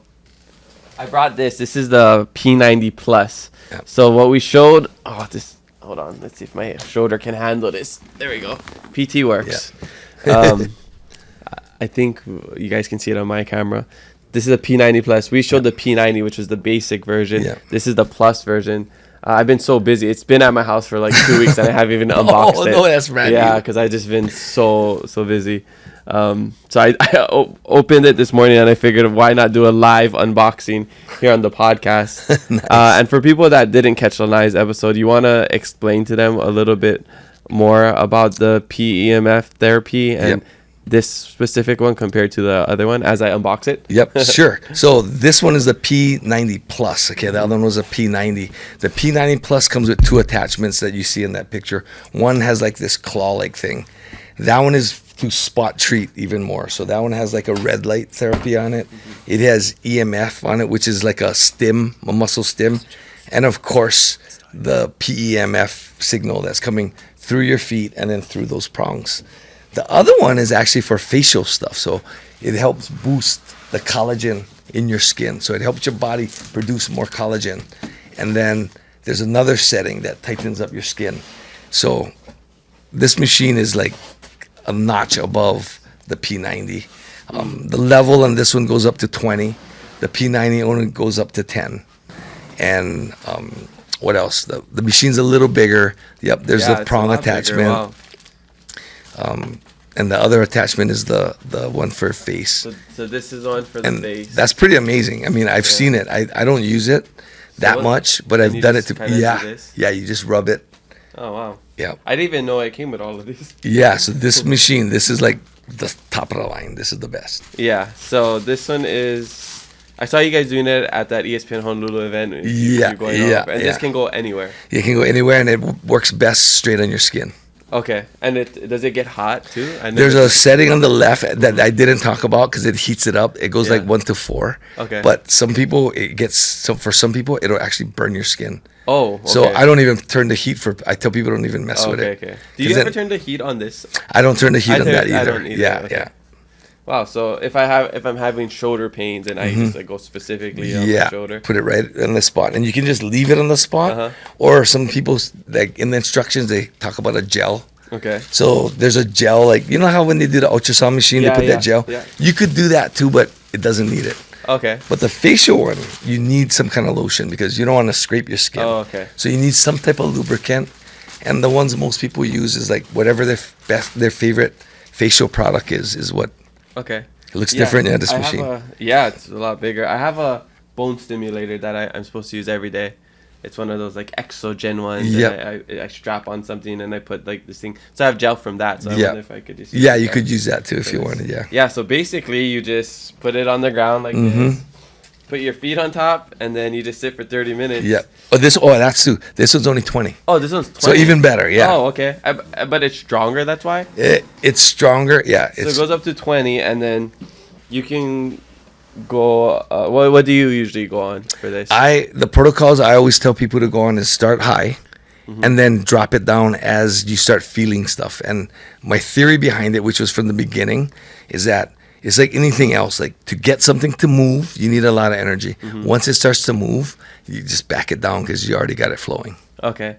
Yeah, and this is super cool. This is the P90 Plus. I've been using the P90 for a couple of months. Yeah. And before I used it, I had my knee appointment, and my kneecap wasn't fusing because I had bipartite patella. They put 2 screws in, and it just wasn't fusing for months, 8 months maybe. And then I finally started using this, went to my follow-up appointment a month and a half later, and then boom, I'll post the picture right here for the social media clips. And the doctor was tripping out that, the bone looked denser, it looked like it was fusing more. So it was just one of those things that blew my mind, and I physically feel good on this, you know? Yeah. Sometimes you're taking supplements, you don't really know if it's working. This, like, whether it's working or not, like, I feel good. Yeah, something's happening, right? Yeah. Yeah, And totally. then, you know, getting the actual result of seeing the x-ray and my bone coming together, my patella fusing, that was all I need to believe in this machine. Yeah. At first, I was, with anything, I'm, you know, skeptical, but... my dad sent me the video, sent me to you. I tried it. Basically, I said, well, if Egan is doing it, then I'm going to do it, because you know how you look at people that you want to be like, or you trust them, right? Yeah. So, Oh, thanks. okay, Egan's fit. He's successful. I want to be like that. So I trust that this thing is going to be good for me.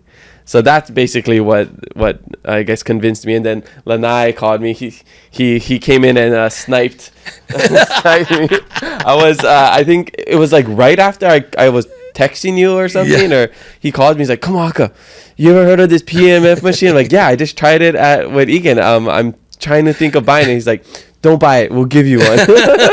I was like, okay. Yep, what a deal. Yeah. Take it. Yeah. So Lanai got me on this, but I first found out through you. So want to give everybody their credit here. Right. But yeah, it's super cool. It does have that like business component to it where you can sell and make commission.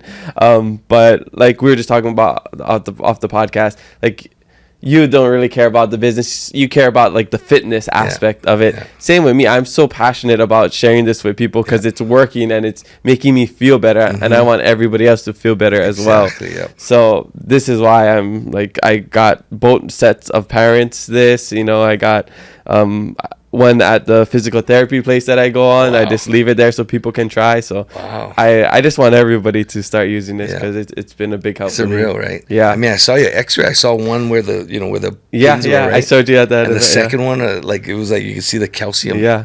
Like, and I saw like other ones from Japan, like the collarbone, because that's a hard one to fix. Oh, okay. Like 2 weeks, and they're already building calcium. Wow. Which is really cool. So what is this, like, what is it actually doing to our body? So the easiest way for me to explain it basically is just taking down inflammation in your body. And the reason for all like illnesses, sicknesses, injuries is inflammation.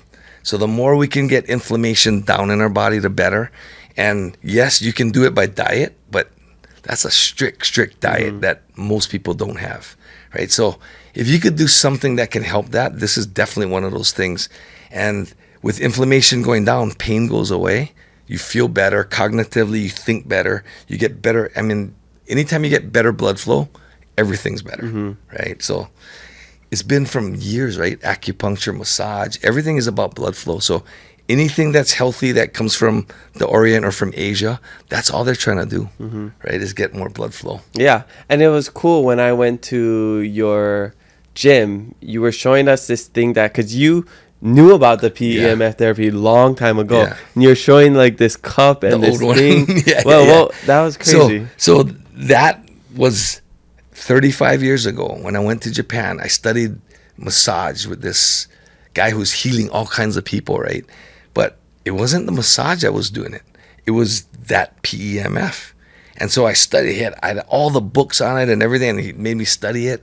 And in conjunction with massage, it amplified the benefits that you get from PEMF. But the machine is so weak compared to this one. It was I needed 10 of those units. And it still wasn't as strong as this by itself. Yeah. I tell people this is like grounding on steroids. Exactly. Exactly what it is. And that's the frequency that all of our bodies can benefit from. So so I was putting that little metal thing, right? It was in a container. And basically that was supposed to show that what your cells in your body's doing. So if your blood flow's not going fast, once you put it next to PEMF, that's what happens, and things go right? Yeah. And so that's what happens to your blood flow. It just starts to move, which is healthy for everyone. Yeah, it's trippy because you put your feet on it and you'll start to get warm, but the machine isn't getting warm. Your body's getting warm, and that's the weirdest part. But yes, this model, the P90 Plus, I think it's around $600. 1,650 and the base model is 1,100. Yeah. So it is pricey, but you know, health is wealth, and you're gonna want to take care of your body and you know take care of your family, friends. Just have them go on this, and I really do think it's life changing. And if you wanted to make your money back, you just get other people to buy it. You make your money back and more. So totally. It's a good model. And I feel I'm just like you. I feel so strong about it. We actually with our Egan's Fitness, we started this website, and it's called the PEMFexperience.com.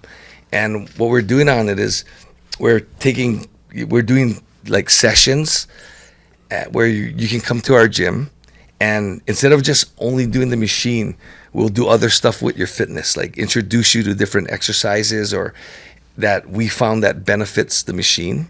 Not like it makes the machine better, but it makes your progress on the machine even better. Because if you're just sitting and you're not doing any exercise, it will help. Definitely, because they said on that machine for 20 minutes, it's like a 2-hour walk. That's how much blood flow you get. But you're not getting any muscle strength from it, right? So with more blood flow, if you're doing more exercises, you recover faster. So that's one of the things, if people are like athletes and they're looking for faster recovery, that's what you want to be doing, right? And same thing, like when you first start working out, your body's going to be sore. But in conjunction with this, you're not going to be as sore. So it's even more fun to go to work out, because sometimes when you're too sore, it's like, ooh, I think today I better rest, right? Yeah, I mean, with this contrast therapy, the stretch lab that I do, chiropractor, everything, my body feels great. So I just feel like comboing it all up together. Yeah, and that's awesome. The thing, and I just want to make sure. It's the PEMFexperience.com.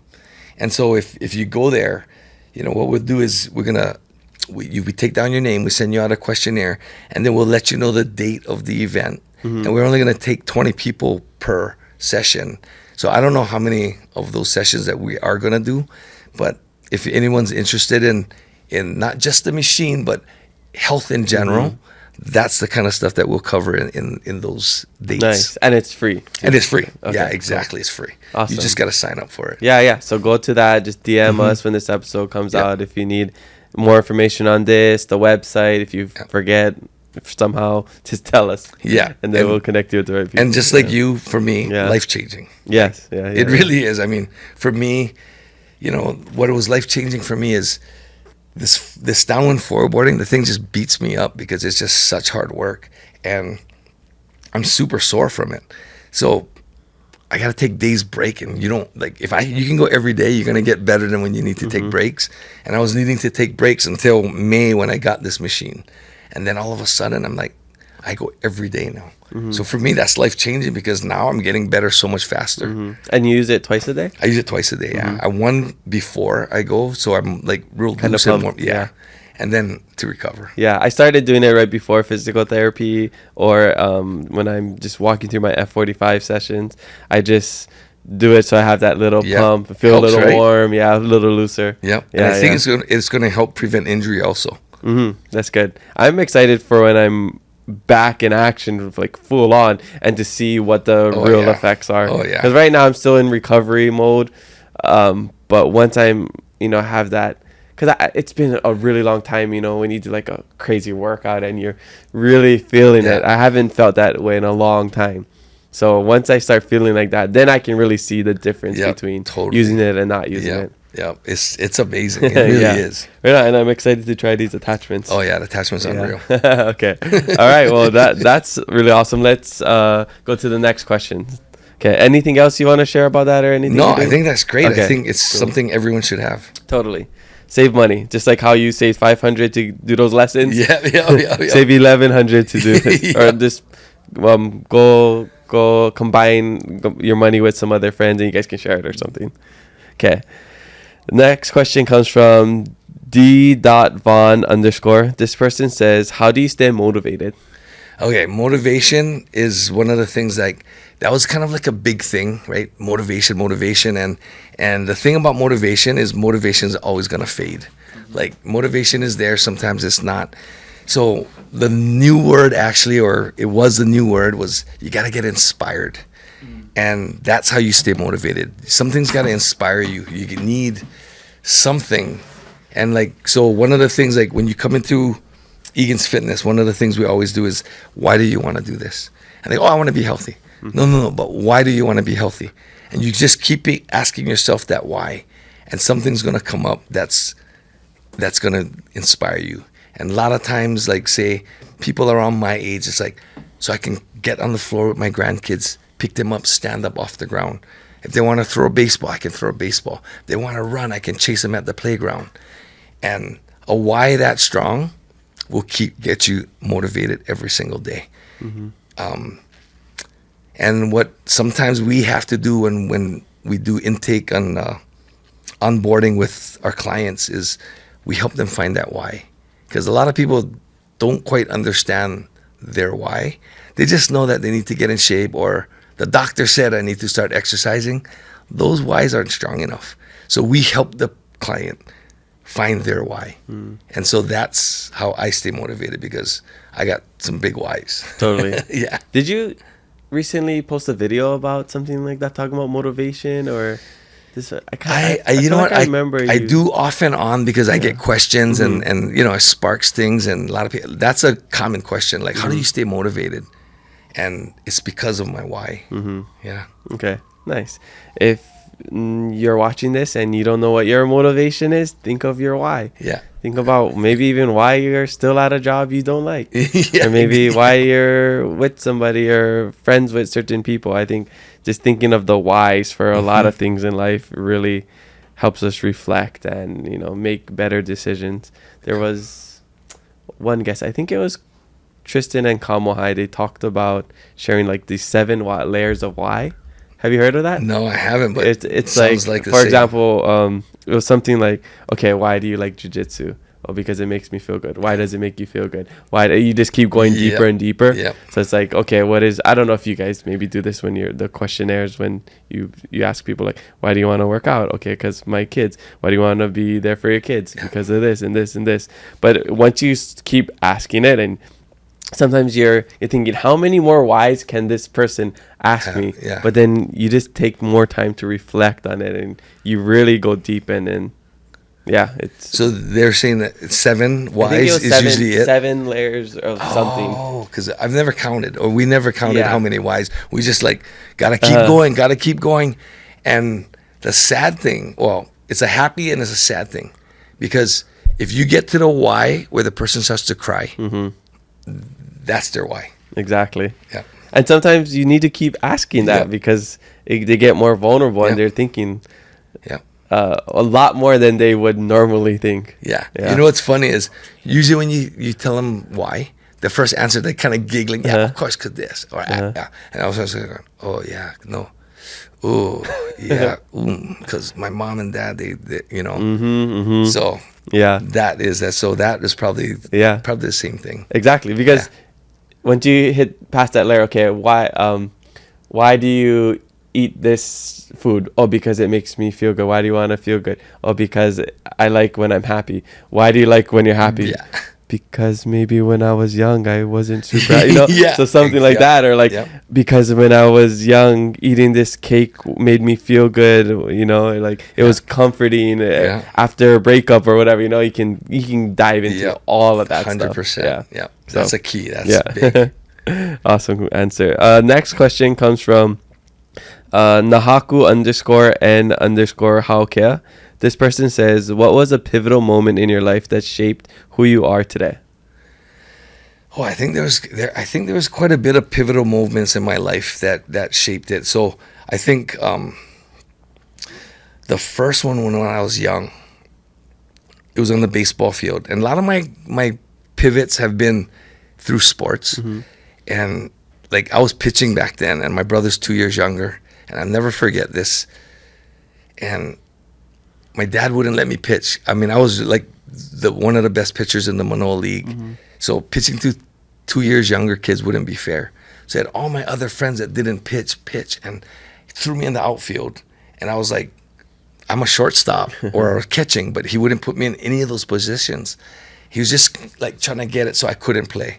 And then when I was to bat, I had to go left hand. And I was like, wow. right? And so I was so frustrated. And then every time someone made an error on our team, and we were losing, by the way, and it got bad. Like we were starting to get smashed, and I was starting to get super nuts, right? And then I remember starting to yell from the outfield to the pitcher, like, "Come on, freaking throw a strike!" Like, and I started, and then my dad goes, "Shut your big mouth out there and just be a team player." And I was like, and you know, I think I was like 7 years old. And then so finally, I was all rattled, and I know that's what my dad wanted. And then he brought me into pitch, and I couldn't pitch. And he stood there because he was the ump behind the pitcher. He's like, "Oh, you cannot throw strikes, but you was out there yelling at all your friends. Oh, what else?" And he just kept badgering me, and I started pitching worse and worse and worse. And then that was the lesson, like about being humble, like about supporting your teammates, because you act like that, it's going to come back. And that was one of the things he told me. He goes, "You know what, Egan?" He goes, "You know what happened today?" He goes, "Because you was a a-hole, right?" He goes, "It came back to you. You did that to all your friends." And he goes, "Did any of them yell at you when you're pitching?" I go, "No." He goes, "Because they're supporting you, and that's what you're supposed to do." And like that was a pivot point, because after that, no matter what sport I played, I wouldn't do that. And then when I was in an individual, when I started racquetball, I felt myself like getting angry at myself. And then I was like, it's the same thing. Like, you got to be patient with yourself. You got to talk to yourself properly. And then with all the self-help books that I was reading, it's like, yeah, you got to, tell yourself what you want to be done, and not tell yourself what not to do, and not get down on yourself too much, but still hold yourself accountable. And like, that was a huge pivot point. And then when I learned the real reasons behind it through books and through, education, that was another pivoting point, because then I started learning how to program my mind properly and not let myself off easy, but still keep me focused. So that was another huge pivoting point for me. When I got called as an alternate, that was another huge pivoting point, because when you get the opportunity, you have to take that opportunity, because you never know. Luck is when preparation meets opportunity. Exactly, right? And obviously I was prepared to win the World Championships, but if I didn't have that luck of the coach saying, "Hey, I want Egan as the alternate," and then the luck of one guy getting hurt, one guy getting sick, I would have never played. So that was another pivoting point, where always be prepared. So like in my gym, when I had a fighting gym, all my guys are always 2 weeks from a real fight. So I never let the guys get out of shape. You guys want to be on my top guys that if a fight comes up, I'll call you. You guys have to stay that way. And that was my rule. And a lot of opportunities happened because of that. So I've had guys in the UFC on last minute calls, but we're ready. All we need is 2 weeks. And even if you didn't have 2 weeks, no problem. Right? And that was always my philosophy. So those are huge pivoting points for me. And I think another pivoting point for me was I had this really bad divorce, right? So I had kids with her, and then when we were going through the divorce, she accused me of abuse, which made it where I couldn't see the kids at all. So now I had to hire a criminal attorney, and the state takes over, so she has no bills. And I had to fight that, and going through all of that while still trying to maintain my pharmaceutical job and still fighting. It really taught me the tolerance of stress. Like, I had to appeal and appeal and appeal so I could see my kids. But 3 months I couldn't see my kids. And like learning how to adjust to that and follow the rules and not get dumb and want to do something stupid and break the rules, which a lot of people do. And I totally understand why. Because until your kids are taken away from you, when that was your, like, not your livelihood, but like they meant everything to you. And it's wrong. It's so hard, like, because it's like trying to fight or trying to save someone, but your hands are tied and your feet are tied. That's the feeling I got. And it like really made me start thinking like how to deal with stress. And that was a whole pivoting point for me of how strong the mind has to be. And before, I always tested my mental strength by like pain tolerance. Like I did a root canal with no Novocaine just to see if I could breathe through it.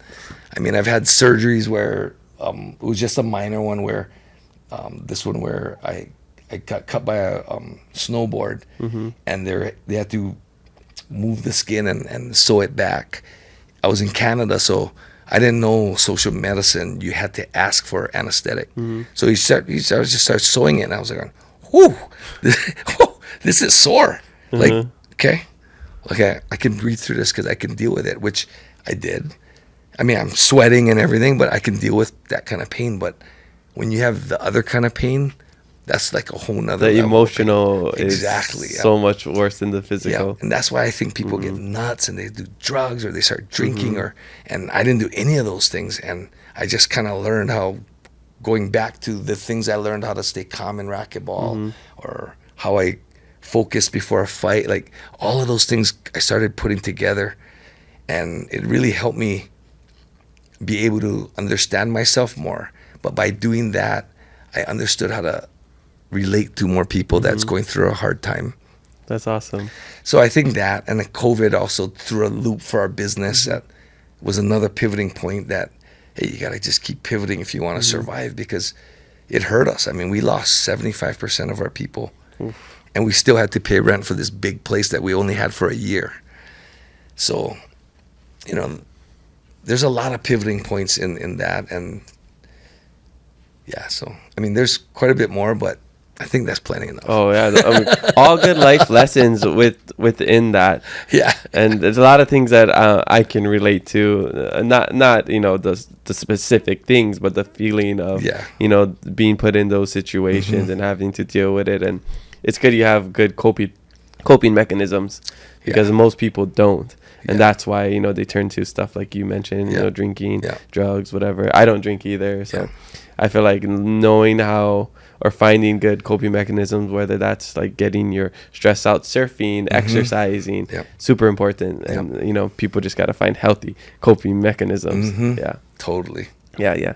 And it's funny because I always think too, as I, you know, traveled and gained experience abroad, I always tell and meet different people. I always say that, you know, meeting other people and understanding others made me understand myself better. Yeah, 100%. And I truly believe that. And that's why I love the podcast, because then I get to talk with people and I get a look into their mind and their mindset, their philosophy of life, all of that. Then I think back on my life after, and it makes me understand or even have more empathy for myself sometimes, because we're always thinking of having empathy for others, but sometimes, you know, being patient with yourself, being empathetic with yourself is also important. Yep. So 100%. Awesome. Okay. And then the same person follows up with this question: what advice would you give young teens regarding the rise in gun violence and bullying?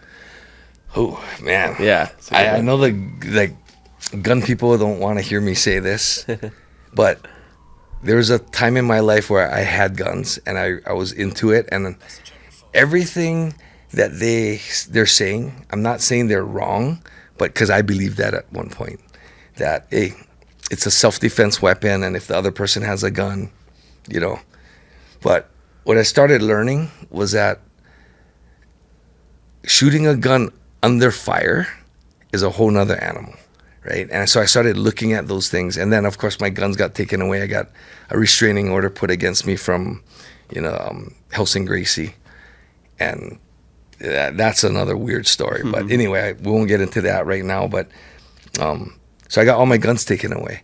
And at that point, when I was able to get my guns back after the restraining order was over, I didn't really want it at that time, because during that time, I realized, like, how many times did I see during that time that someone broke into a house, threatened the family's life, they got out the gun, and they shot the guy. Almost zero, right? And then there was a few where these kids broke into the house in Kalihi, the guy got his gun, shot the guy, now he's in prison. Like, that was self-defense. Oh, yes. Like, what happened to that? I think that's my friend's dad or something. Yeah. I think, or my friend is related to that story somehow. Yeah. That's like before COVID, right? Yeah. I remember hearing that. And crazy. And like all my friends who into guns, they went to the gun training, And I said, so what did you learn? And this is what they teach you. When someone comes to break into your house, are you going to rob me or are you going to hurt me? You have to ask that question. And if they're going to hurt you, okay, now you got to be ready, right? But you're supposed to keep your gun in a safe. So you got to run and get your gun and put it in a safe after you ask the guy a question. And of course, no robber's going to say, I'm going to hurt you. I'm going to rob from you. So what, you sit there and you got to watch him rob you? Because you can't shoot him. So, like, I started thinking, like, why do you really need a gun? And then on the other side, right, and I feel like that's why there's a lot of street shootings, is they attain guns when they rob houses because people don't put their guns in the safe like they're supposed to. And these guys get those guns. Now a kid who's not tough has a gun, now he's tough, right? And I feel like these people who are not tough, but they think they're tough because they have a gun, that's a chip on their shoulder. So they're going to use that gun and not even think twice. And I feel like that's what's happening. And the more guns that's out there, the more it's going to happen. And they always say it's not the guns that kill people, it's the people who have the guns. But the more guns that are out there, the more people who shouldn't have the guns are going to attain it, because the people that have the guns, a lot of them don't. Because if you want it for self-defense and you're really scared that someone's going to break in and you want you to come, you don't have time to get into your safe. You got to put it on your pillow or under your bed or on your nightstand. And that's illegal, right? So, I mean, there's a lot of shootings that happen that, oh, it was their dad's gun. I don't want to name the ones that I know, but, you know, here in Hawaii, we've already had them. And, I mean, I can't even imagine, like, if I had a gun and my kid was able to, he shot himself or a friend with the gun, it's like, I mean, so that's what I feel about guns. And gun violence is just going to keep happening. And I feel like if we went to the olden days where you don't like me, I don't like you, let's go. Scrap it out. And let's throw blows. And that's how it used to be growing up. Exactly. Scrap it out, shake hands. Exactly. Because you know what? You got to beef with me, I got to beef with you. We throw blows. We're friends now. And I've done it in my gym where I've had two fighters that got into a fight about a girl. Let's put on gloves. Go ahead. When they're dead tired from punching each other, hey, they're hugging. I'm going, what the frick's wrong with you guys, right? But then these guys are friends for the rest of their lives. And think about it. Like for me in elementary school, one of the guys that I fought with, because he was kind of the bully, because I didn't get into much fights, but I had one fight, man, till today, we're super good friends. And if he shot me, I would never be his friend. In fact, I would try to figure out a way how to get back at him. Different, yeah. Right? And I feel like, now talking about that, that's why I like jiu-jitsu so much. I could subdue a person without really hurting them. But I could hurt them really bad. Whereas if I hit a person, and that's why I'm not real big on striking self-defense, because I feel like striking self-defense, when you're striking, that's not necessarily defense. You're kind of attacking, right? So like say I punch someone in the face, he falls, he hits his head on the curb, which happens a lot. He dies. Now I murder. I take you down, I choke you, put you to sleep, you wake up. I can explain to you, like, dude, I could be punching you, but I didn't want to. I just wanted to subdue you. Do you still want to fight again? Most of the time, they're like, hey, thank you. Or at least a sane person would be, thank you. Right? And I don't know. That's my thing on guns. Yeah. There's more strength in that and more strength than that. Jiu-jitsu is a better self-defense. It's probably the best self-defense. I think you said that before. And it's funny, there's these videos, I don't know if you've been seeing them, of people, they do jiu-jitsu. So say like somebody's going to rob them and they get on the ground. And I've been waiting for this. Yeah. Oh, those videos are so funny. Yeah. But you know that video right there? I like it. You know why? If someone's going to rob you and you go, wait, let me sit down, and then you start sitting on your butt, the guy's going to be exactly like that video, like, nah. Confused, right? Yeah. I'm out of here. Right? So I think that's key. And I think if more people did martial arts, especially jiu-jitsu, they wouldn't need a gun, or they wouldn't really want a gun necessarily. Totally. So that's my belief on the gun part. Yeah. So no guns. If you're getting bullied, do jiu-jitsu. Yeah, if you're getting bullied, I think that's key, because Jiu-jitsu guys rarely ever bully anyone, because you get yourself. I mean, you got to be humble to do jiu-jitsu. It's another thing that's really hard. Awesome. Great answer. All right. Next question comes from T_Kaha46. This person says, what's your go-to workout when you don't have a lot of time or you're traveling? So my go-to workout when I don't have time is any kind of sprints. Oh. So if I can do sprints, like, or Tabata workouts, like all short. So, yeah, I think I might have posted something on my social media where, like, I like foil boarding. So what I'll do is I'll do sprints. Like, I got 20 minutes. I'll get out there and I'll just do 20 minutes of sprints on, off, on, off. And I think that is probably one of the best things that you could do for a short workout. Cool. When you said Tabata, it made me think of the Insanity videos. I used to do that all the time. When I was in the best shape of my life. I was doing the Shanti Insanity videos. And Tabata was one of those the workouts. Shanti. Yeah, that was I love Shanti. Yep. Okay, what about when you're traveling? So when I'm traveling, usually there's a little workout room. So I'm usually in there, and I always bring a jump rope. I feel like jump rope is one of the things, and I can create Tabatas, I can create sprints. A lot of times I can do like push-up sprints, so I'll just burst as much push-ups, rest for a little while, do it again until like I can't do push-ups anymore. I like doing like explosive work, so I'll do like burpees, or just squat jumps, and then time it 20 seconds, rest 10, 20 seconds, rest 10. One set takes 4 minutes. Good enough. Yeah. Okay, cool. Last question comes from azn.hikid. This person says, a lot of people see the success and accolades, but what's the downside of being a champion? Great question. Downside of being a champion. So, yeah, everyone sees the accolades and everyone wants that, but no one wants to go through the hard work. Now, I don't see too many downsides of being a champion or being good at stuff, but the one thing that you always have to deal with, and it used to drive me nuts, hey, you're so lucky you're a world champ. Or you're so lucky you're good at what you do. And there's luck for certain things, but to be good at something, that's not luck. And that's where I feel, that's kind of a downside that people think that. And the reason why I feel like it's a downside for them because they think to be good at something is lucky. And I feel sad. Before I used to be mad, like, wow, how dare you think like that about me, right? But in reverse, as I gotten older, I'm like, oh, I feel sorry for that guy. He'll never be good at anything because he's going to wait around for luck. And I think a lot of people do that. Yep, totally. I feel like my early adult years was just, I was waiting for my life to happen. Yeah. And then I just was like, let me just do it. Let me just do things. I don't really know what I'm doing, but let me just do it and see what happens. And along the way, this is how, my life kind of turned out to be. And I say, even with the podcast, like, I got lucky to be in this position. We came in at a good time, talked about the right things, but the consistency and the hard work and, everything else is what made it what it is today. So, there's always a little slight element of luck to be in the position that you're at, but to maintain it and to even maybe be ready, like we talked about with the racquetball, there's so much that go into it. And that's one of my pet peeves too. Right? For you. Like the luck, like, oh yeah, you're so lucky. Or like even one of the things where they're like, oh yeah, you don't really work.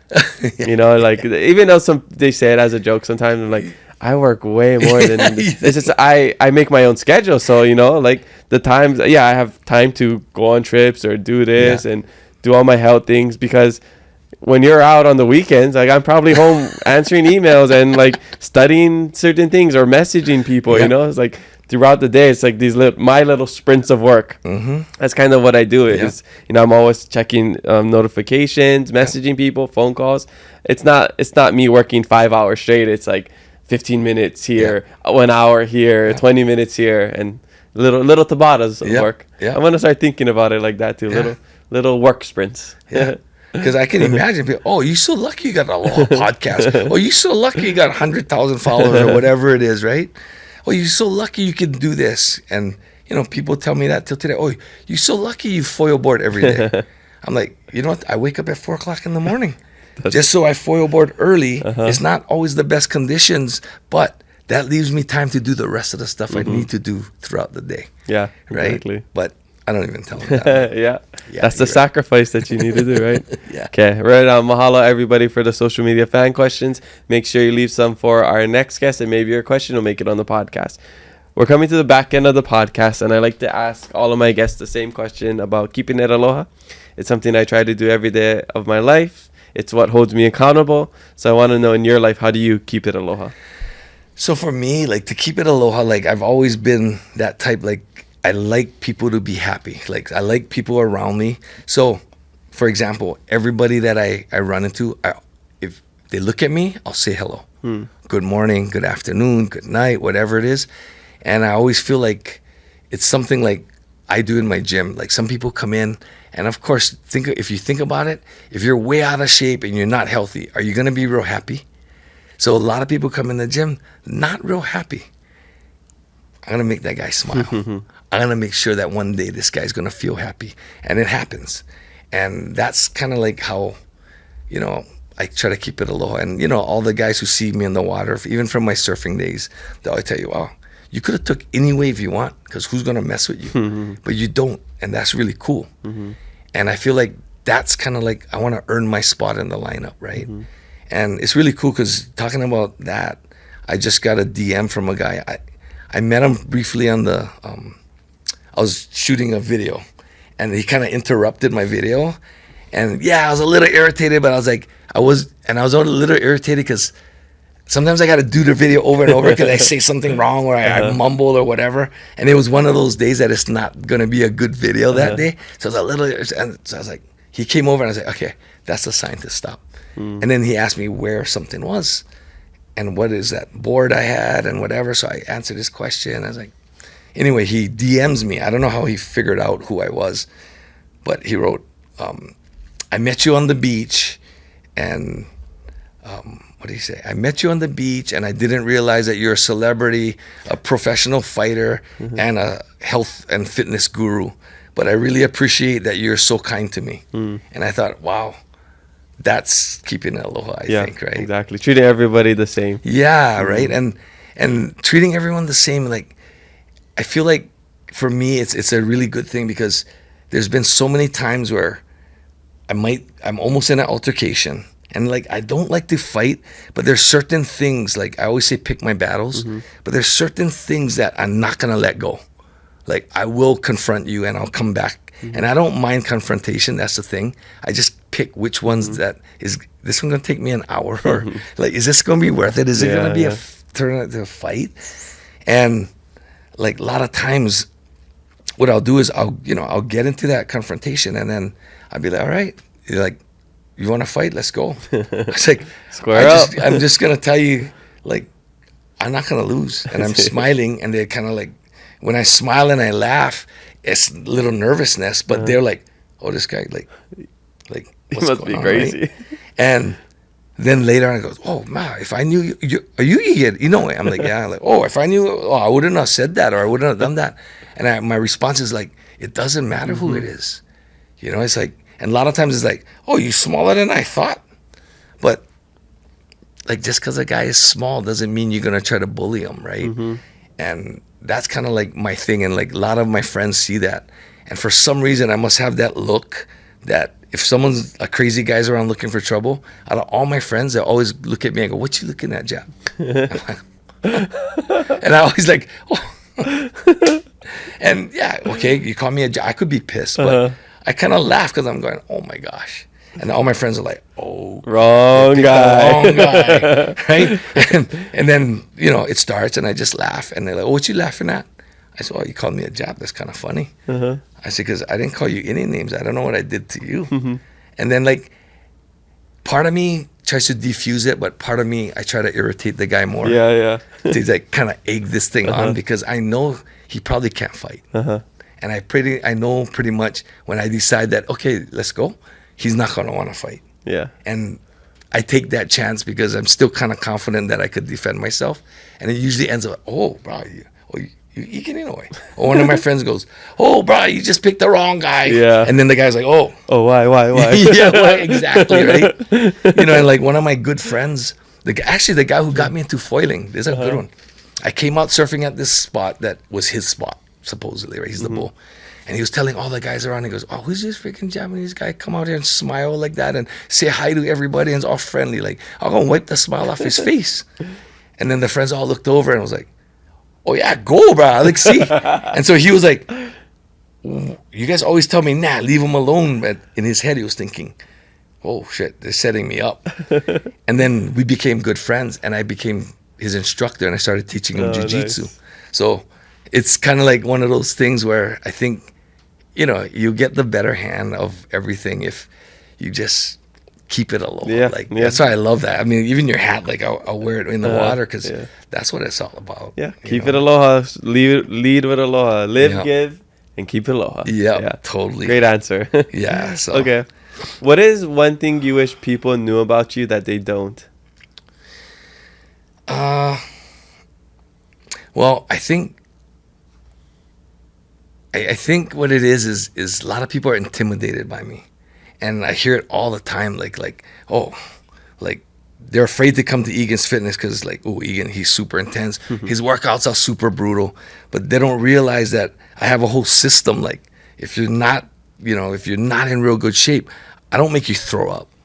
Like we have steps, we have ways of getting people to work out, and so I wish that people would know that I'm not really that gnarly guy, and I totally understand. Like I fought MMA, and you think that, but I also don't want people to think mistake my kindness for weakness, which happens a lot too. But even once I meet someone and they see me, they're like, oh, I'm interested in coming to Egan's Fitness. But until then, they've heard about it. They kind of want to come, but they're super intimidated by me, and whether it's from fighting or whether it's because I'm in good shape or whether it's because whatever it is, they're not secure with themselves because they're not in shape, and they think maybe because I'm in shape, I might think differently of them. I wish people would know that I actually rather want to help people, and that's why I do what I do. Awesome. My whole thing is just I want to see people grow. I want to see people be happy. And I know through fitness, people become a lot happier. And if everyone can be fit and happy, then don't even worry about the gun violence. It's not going to happen. Exactly. Right? Yeah, it's one of those things where, I see we have a lot of body positivity these days. But I think, and I believe this 100%, if you told anybody, whether you're I'm not in bad shape, but I'm not happy with how my fitness right now. Yeah. You ask me, you ask somebody who's really out of shape, you ask them, if you could be fit, if you could have a 6-pack of abs, whatever, I think 10 out of 10 people, if they answered honestly, would say yes. Yeah. If you could be skinny, or not skinny, but some healthy, people, fit. I don't mean to say skinny. Just fit, healthy, athletic. Yeah. I think 10 out of 10 people would say yes. Totally. Yeah. I think I agree. Yeah. Not shapes and whatever, but just fit and healthy, whatever that looks like to you. Yeah. They would say yes. I think so. Yeah. Right. And if you're not, then sometimes people are not healthy. I mean, they're not happy about it, right? Yeah. Because that's what they want. Right. And because you want to feel good too. Yeah. And I think going back to your question, I want people to know that I'm there to help. I'm not there to shame, or I'm not, and everybody has a positive. Everyone has something to offer. And if you ever came into my gym, I don't think there's anyone that's come into my gym to work out or get in shape has ever felt like someone shamed them. Because every single one of our members have started where that person started. And my whole thing is pay it forward.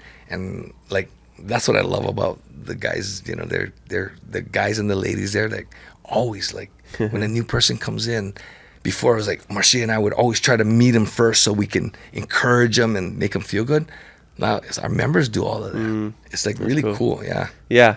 I love when I see somebody who's out of shape, or maybe even the older people that you can tell this is one of their first time working out, or maybe you see somebody on the side of the road running, one of a big brada. I love that stuff. I feel like growing up, as a kid, you probably want to laugh at them or whatever. But as I get older, and I know how hard it is to, be in physical shape and to stay healthy. Yeah. Oh man, I'm rooting for that person. Even me, it's super humbling. Yeah. I'm joining these workout classes, and even I went to Pilates. There's like this thing for my friend, and everybody's doing it, and I have to just go on my knees, or I can't do certain things. And as somebody who's been athletic their whole life, right? It's kind of embarrassing, right? And you have that ego where you wanna show off and be like, I'm strong, I can do this on one hand, but you gotta just put all that aside when you get injured, and just start at the beginning, just walking. Even I have a lap pool at where I live, and just me feeling silly, just like kind of walking, or like doing high knees inside, or like swimming like awkwardly, or doggy paddling, just so I could get some exercise. Just got to put all that away. Totally. I mean, that's the bottom line to the whole thing. To get better, you just got to be humble. Exactly. Right? I think that's the key. What are you most grateful for? Me, I'm just grateful that I got that opportunity. Like, I have the opportunity to reach a lot of people and to be able to help people. I think, like, I'm grateful for that. Of course, everyone's grateful for their family, and I'm grateful for that too. But those are some of the things that I'm grateful for, is what everyone is. But being able to help people, I'm super grateful for that. It's a privilege. It definitely is. And I feel like I'm grateful that I've lived my life where I whatever I talk the talk, I walk the walk. Because I see so much people talking the talk and they can't walk the walk. And I feel like, I know you can say, like, you should be able to do it, everyone should do that, but I feel blessed that I can do that. So there's a lot of things I'm grateful for. But those are the things that comes up right away as soon as when you ask that question. Awesome. So what is one life hack that you can share with us before we start to wrap up? So one life hack, there's a lot of hacks, but one life hack is, if you're going to start something, start with a lesson. And when you start with a lesson, start with who you consider the best at it. So like my examples, like Rickson Gracie was the best. I wanted to learn jiu-jitsu. That's where I went. When I was playing racquetball, the best guy in the state is who I took lessons from, right? The state champion.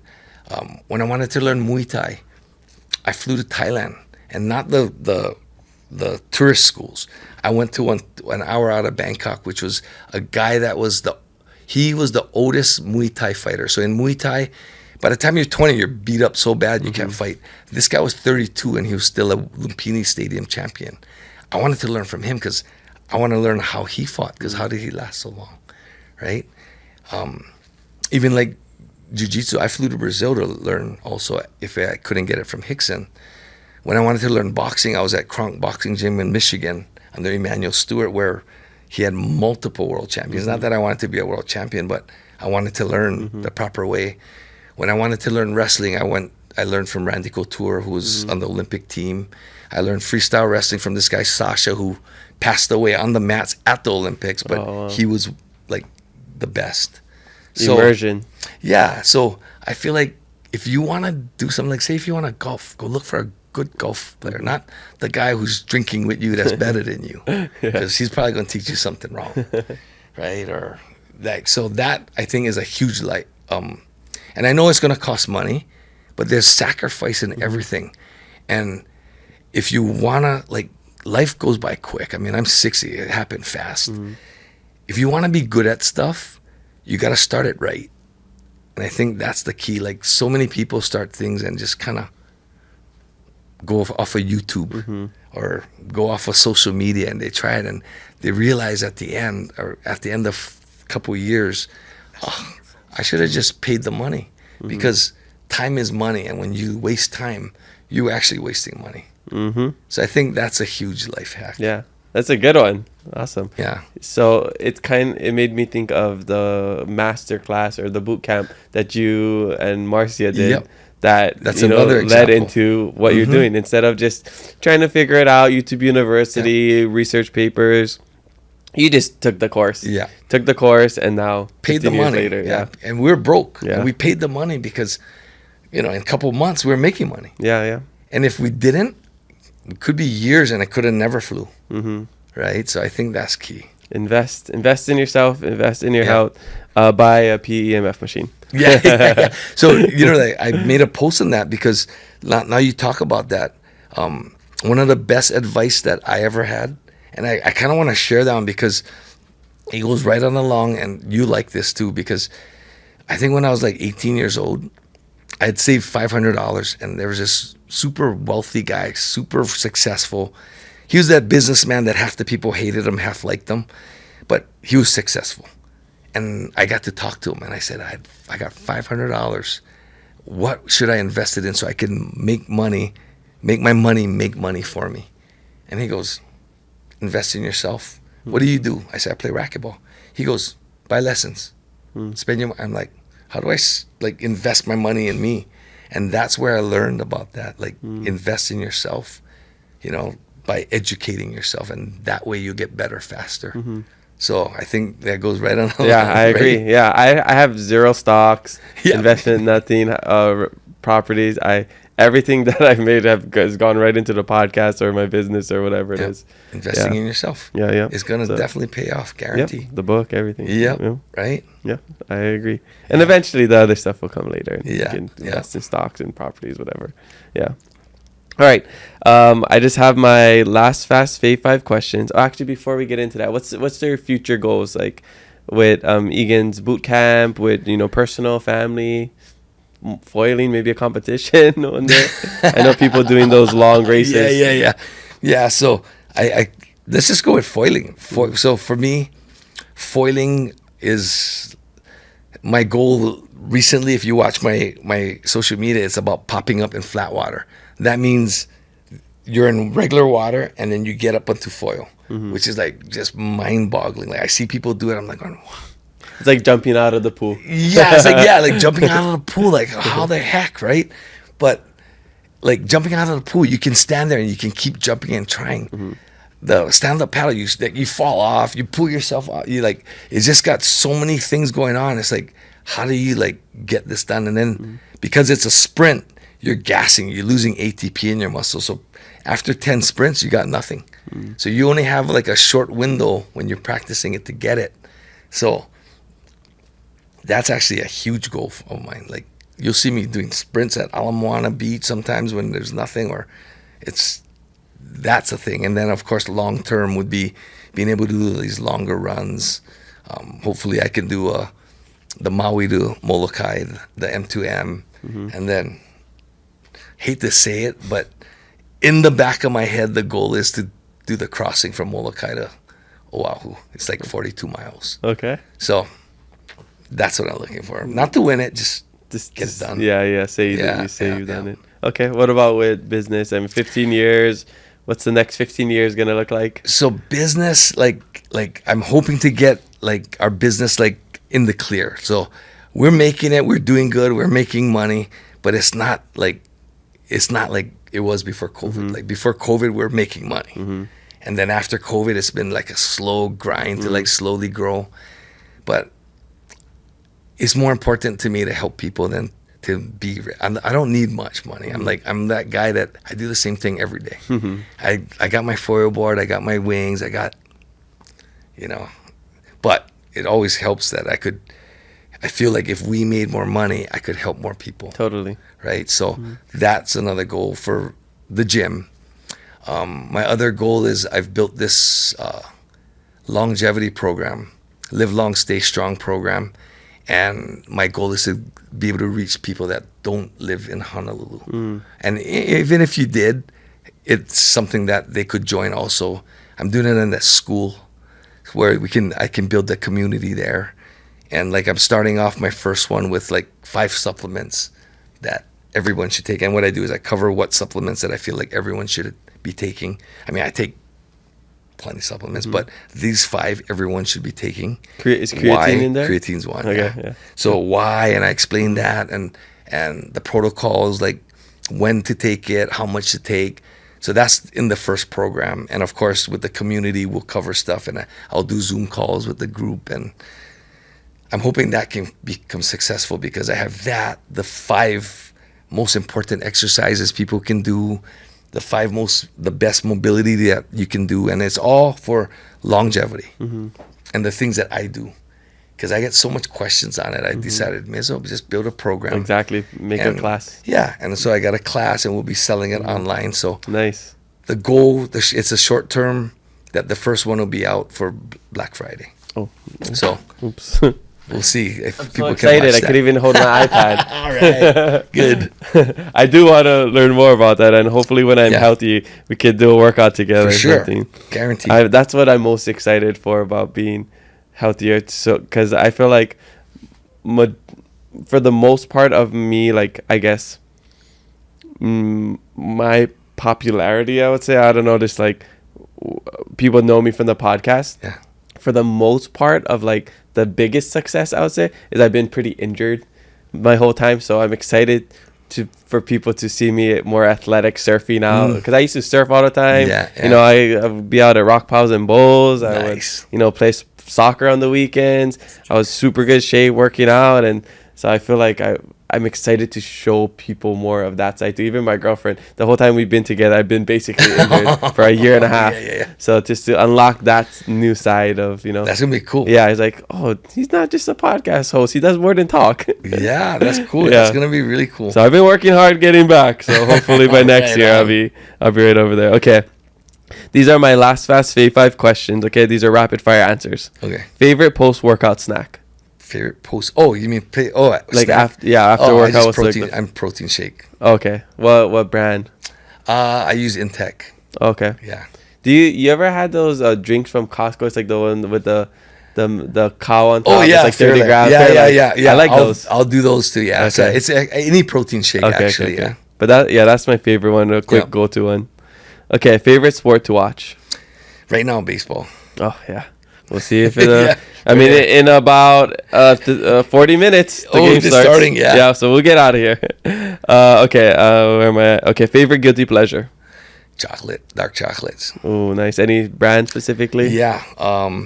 It's called Chocolate. The store in Manoa. Oh, okay. Yeah, that's my favorite chocolate. Nice. I gotta try it out. Oh yeah, super good chocolate. Favorite travel destination. Japan. I got it. Oh, Japan or Canada. Oh, okay. Snowboarding, Canada, Japan. Oh, I just nice. love Japan. Yeah, the most popular answer for this is Japan, and I snowboarded in Canada too. Yeah.